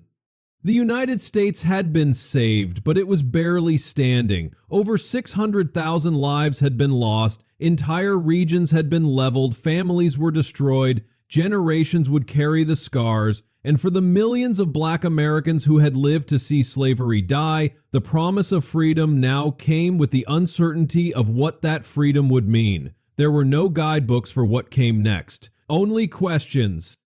And yet, as Union troops fanned out across the South, as surrender papers were signed in barns and courthouses, one thing was certain. The idea that this country could survive half slave and half free was gone, dead at last. Slavery, the engine, the excuse, the original sin that had driven the war was no longer protected by law or bayonet. The Emancipation Proclamation had paved the way, but now the 13th Amendment was making it permanent. Passed by Congress in January of 1865 and ratified by the end of the year, it outlawed slavery in all forms, in every corner of the United States. No compromise, no exceptions. What generations had prayed for, marched for, fought for, was now law. The war had taken it all, but it had also given this: legal freedom. But the question that lingered in every heart, both North and South, was this: what kind of freedom? What kind of country? What would happen now to the landowners without enslaved labor, to the soldiers returning home to ruins, to the freedmen walking barefoot through cities that didn't want them, into fields that had once whipped them, toward a future that was still written in shadows? These were the questions that victory could not answer. Because winning a war was not the same as healing a nation.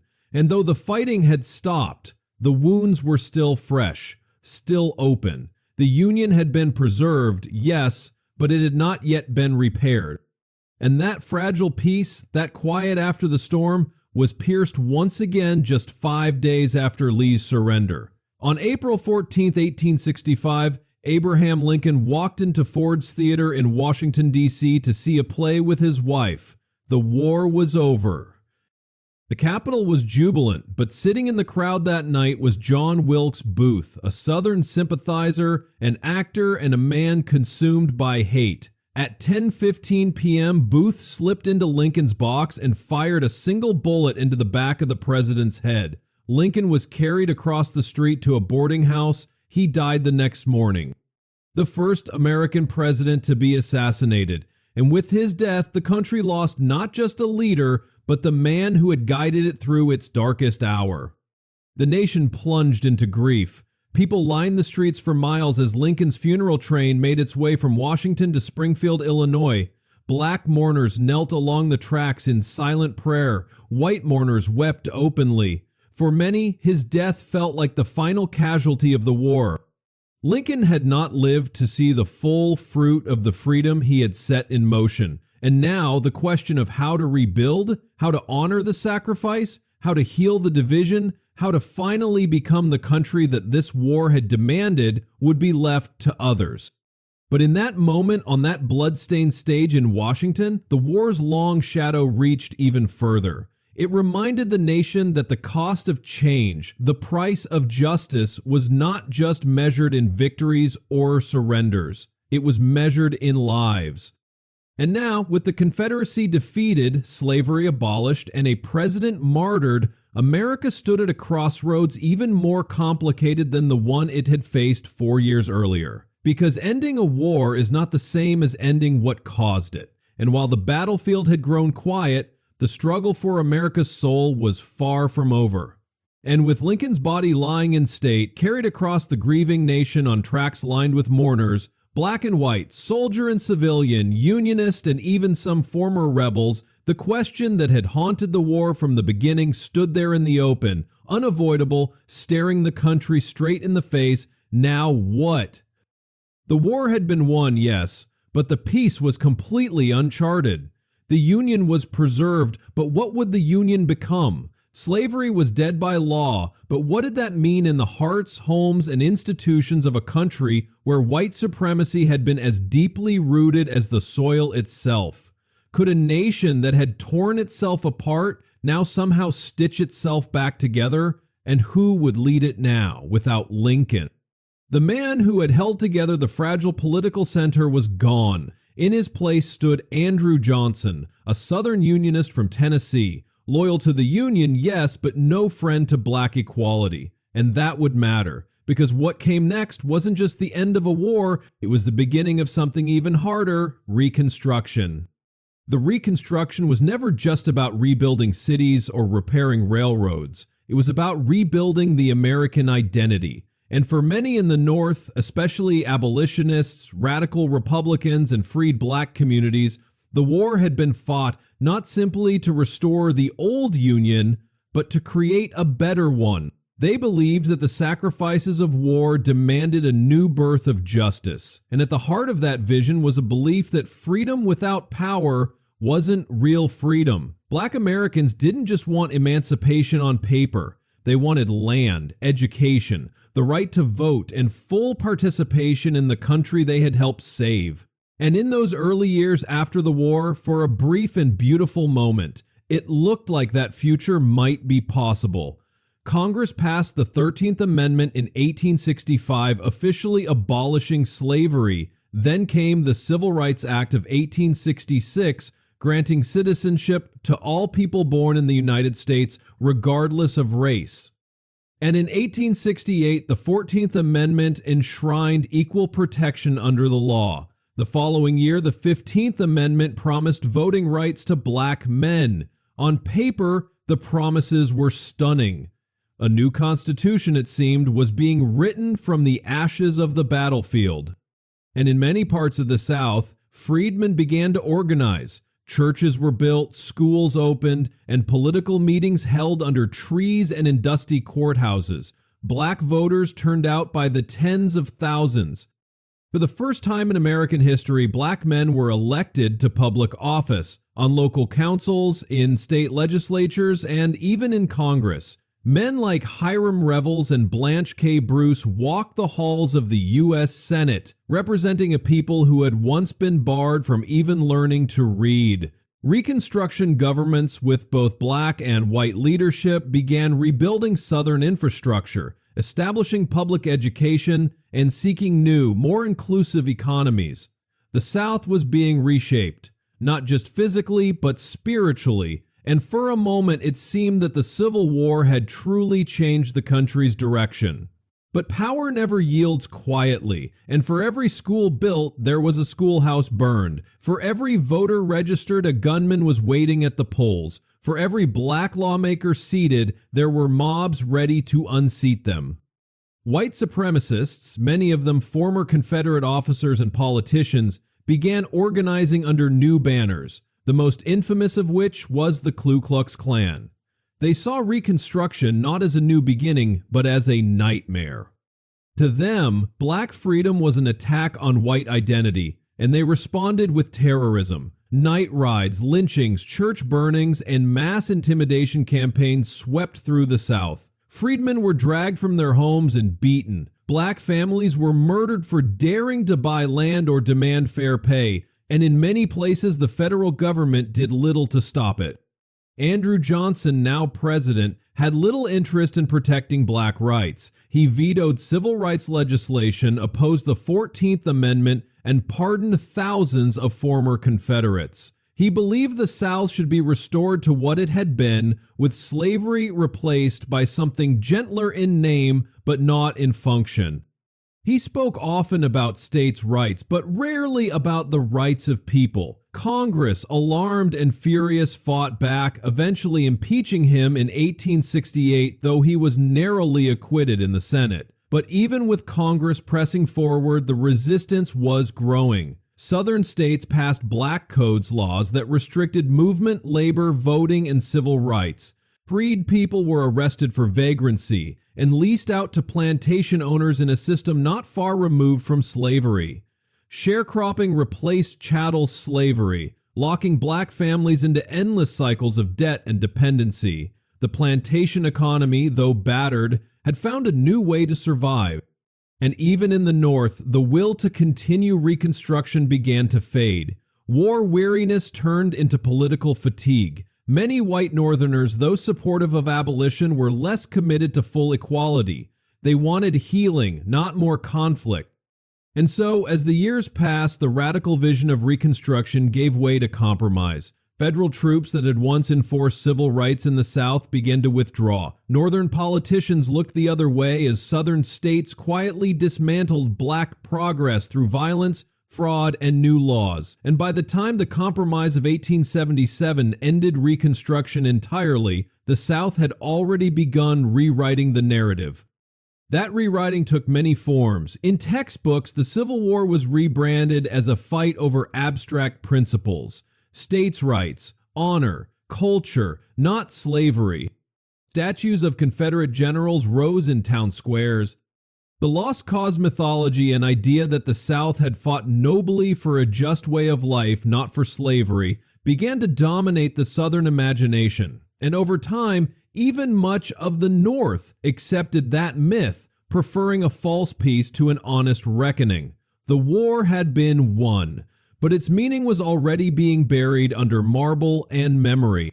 Still, even as white America moved on, black Americans carried the truth forward. They held on to the stories, passed them down in churches and kitchens and schoolhouses. They remembered that freedom was not a gift, it was taken. That the war had been fought not just to preserve the Union, but to force the Union to live up to its promises. And that the end of slavery did not mean the end of the struggle, it meant the beginning of a new chapter, one where dignity would have to be fought for in courts, in protests, in ballots, and blood. And though Reconstruction was crushed, the dream it had tried to build did not die. It lived on in every hand that reached for a ballot, in every child that opened a school book, in every voice that said, even softly, I belong here too. Because the Civil War wasn't just a conflict of its time. It was a mirror held up to America's face, forcing it to look at what it was and what it still had to become. The war had answered the question of whether the Union would survive, but it had only begun to answer the question of what the Union would mean. And that unfinished work, that deep, aching, generational struggle to live up to the idea of liberty and justice for all, would continue long after the rifles fell silent. And because that unfinished work refused to disappear, because the war's ghost lingered in the laws, in the land, in the hearts of those who lived through it, the legacy of the Civil War became not a closed chapter, but a quiet current running through everything that came after. Though the fighting had ended in 1865, the reasons why America fought itself were never truly buried. They were debated, reinterpreted, denied, and reshaped, but they were never gone. The question of what kind of country this would be, who it would serve, who it would protect, and who it would silence remained the unresolved tension of the American story. The Civil War had been about slavery, yes, but it was also about power, about belonging, about whether the ideals written in the Declaration of Independence could actually apply to everyone. And for more than a century after the guns fell silent, the United States struggled with how to remember that fight and what it was really about. The North and South began remembering the war in very different ways. In the former Confederacy, the story that took hold was not one of defeat, but of noble resistance. The lost cause narrative painted the South as brave, dignified, and tragic, defending states' rights and cultural heritage, not slavery. This version of history downplayed or outright denied the role of slavery as the war's central cause, focusing instead on valor and honor. Statues of Confederate generals were raised in town squares, streets were renamed, school children learned about Robert E. Lee as a heroic figure, not as the leader of a rebellion to preserve human bondage. Memorial Days were marked with pride and defiance, not with reflection. And all of this was not just about memory, it was about power. By rewriting the war's purpose, Southern leaders could justify the new racial order they had built after Reconstruction collapsed: Jim Crow. In the North, memory fractured too. Many Union veterans wanted to move on, to stop being soldiers and start being fathers, workers, and citizens again. White Northerners, tired of conflict and eager for national healing, began to accept the Southern version of the war. Not entirely, but enough to allow peace. The cause of emancipation slowly faded from public commemorations. Monuments focused more on unity and heroism than on justice. The very thing that had made the war righteous, the fight against slavery, was gradually pushed to the side in favor of a cleaner, simpler story: the reunion of two American brothers who had briefly quarreled. But for Black Americans, there was no such reunion. There was only reality, a reality in which freedom had been won but not honored, a reality in which the same nation that had once enslaved them now segregated, disenfranchised, and terrorized them. And so, as the country moved into the 20th century, the Civil War never really ended. Its battles lived on, not on bloody fields, but in voting booths, courthouses, classrooms, and church pews. The struggle over who gets to be American, who counts, who leads, who decides, remained the heart of the fight. When Black Americans marched for voting rights in Selma, when students sat at segregated lunch counters in Greensboro, when Rosa Parks refused to give up her seat in Montgomery, they were not just challenging Jim Crow, they were continuing the work left undone by Appomattox. They were pushing the nation to finish what the war had started. Martin Luther King Jr. knew this when he stood on the steps of the Lincoln Memorial in 1963 and said that America had defaulted on its promissory note. He wasn't just quoting scripture, he was invoking the war, the unfinished revolution. Even in the 21st century, the memory of the Civil War remains alive and contested. Debates rage over Confederate statues and flags, not just because of what they are, but because of what they represent. A refusal to fully reckon with why the war was fought. In cities across the South and even in parts of the North, people argue over school curriculum, public symbols, and what version of America should be celebrated. For many, removing these symbols is an act of justice. For others, it feels like erasure. But underneath that argument is the same conflict that ignited the war itself. Who owns the American story? The truth is this: America fought itself because it could not agree on whether all men were truly created equal. That's not a slogan, it's the raw fact that tore the country in half. And though slavery was abolished, the mindset that allowed it, the belief in hierarchy, in domination, in the unequal value of human lives, did not vanish with emancipation. It mutated, it rebranded, it found new forms.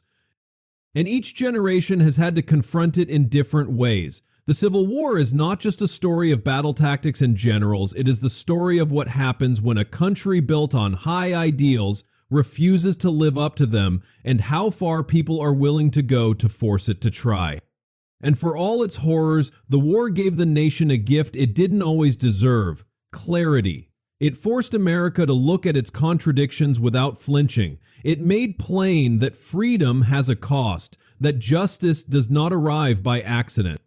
That unity, if it is real, must be built on truth, not nostalgia. And the people who paid that cost, Black soldiers who fought and died for a country that barely acknowledged them, white abolitionists who gave their lives for a principle, enslaved families who escaped into the night with nothing but faith, they are the true keepers of that legacy. Because America didn't just fight itself to survive, it fought itself to change. And though that change has been uneven, incomplete, and often painful, it remains the reason the war matters. Not just to historians, but to every citizen who still believes in the possibility of a more perfect union. The battlefield is quiet now, the muskets are rusted, the flags are folded, but the fight for the soul of America, the one that lit the first fire at Fort Sumter, has never truly ended. It just moved into different forms. And every time this country is called to ask, who are we really? The Civil War whispers its answer: we are what we are willing to fight for.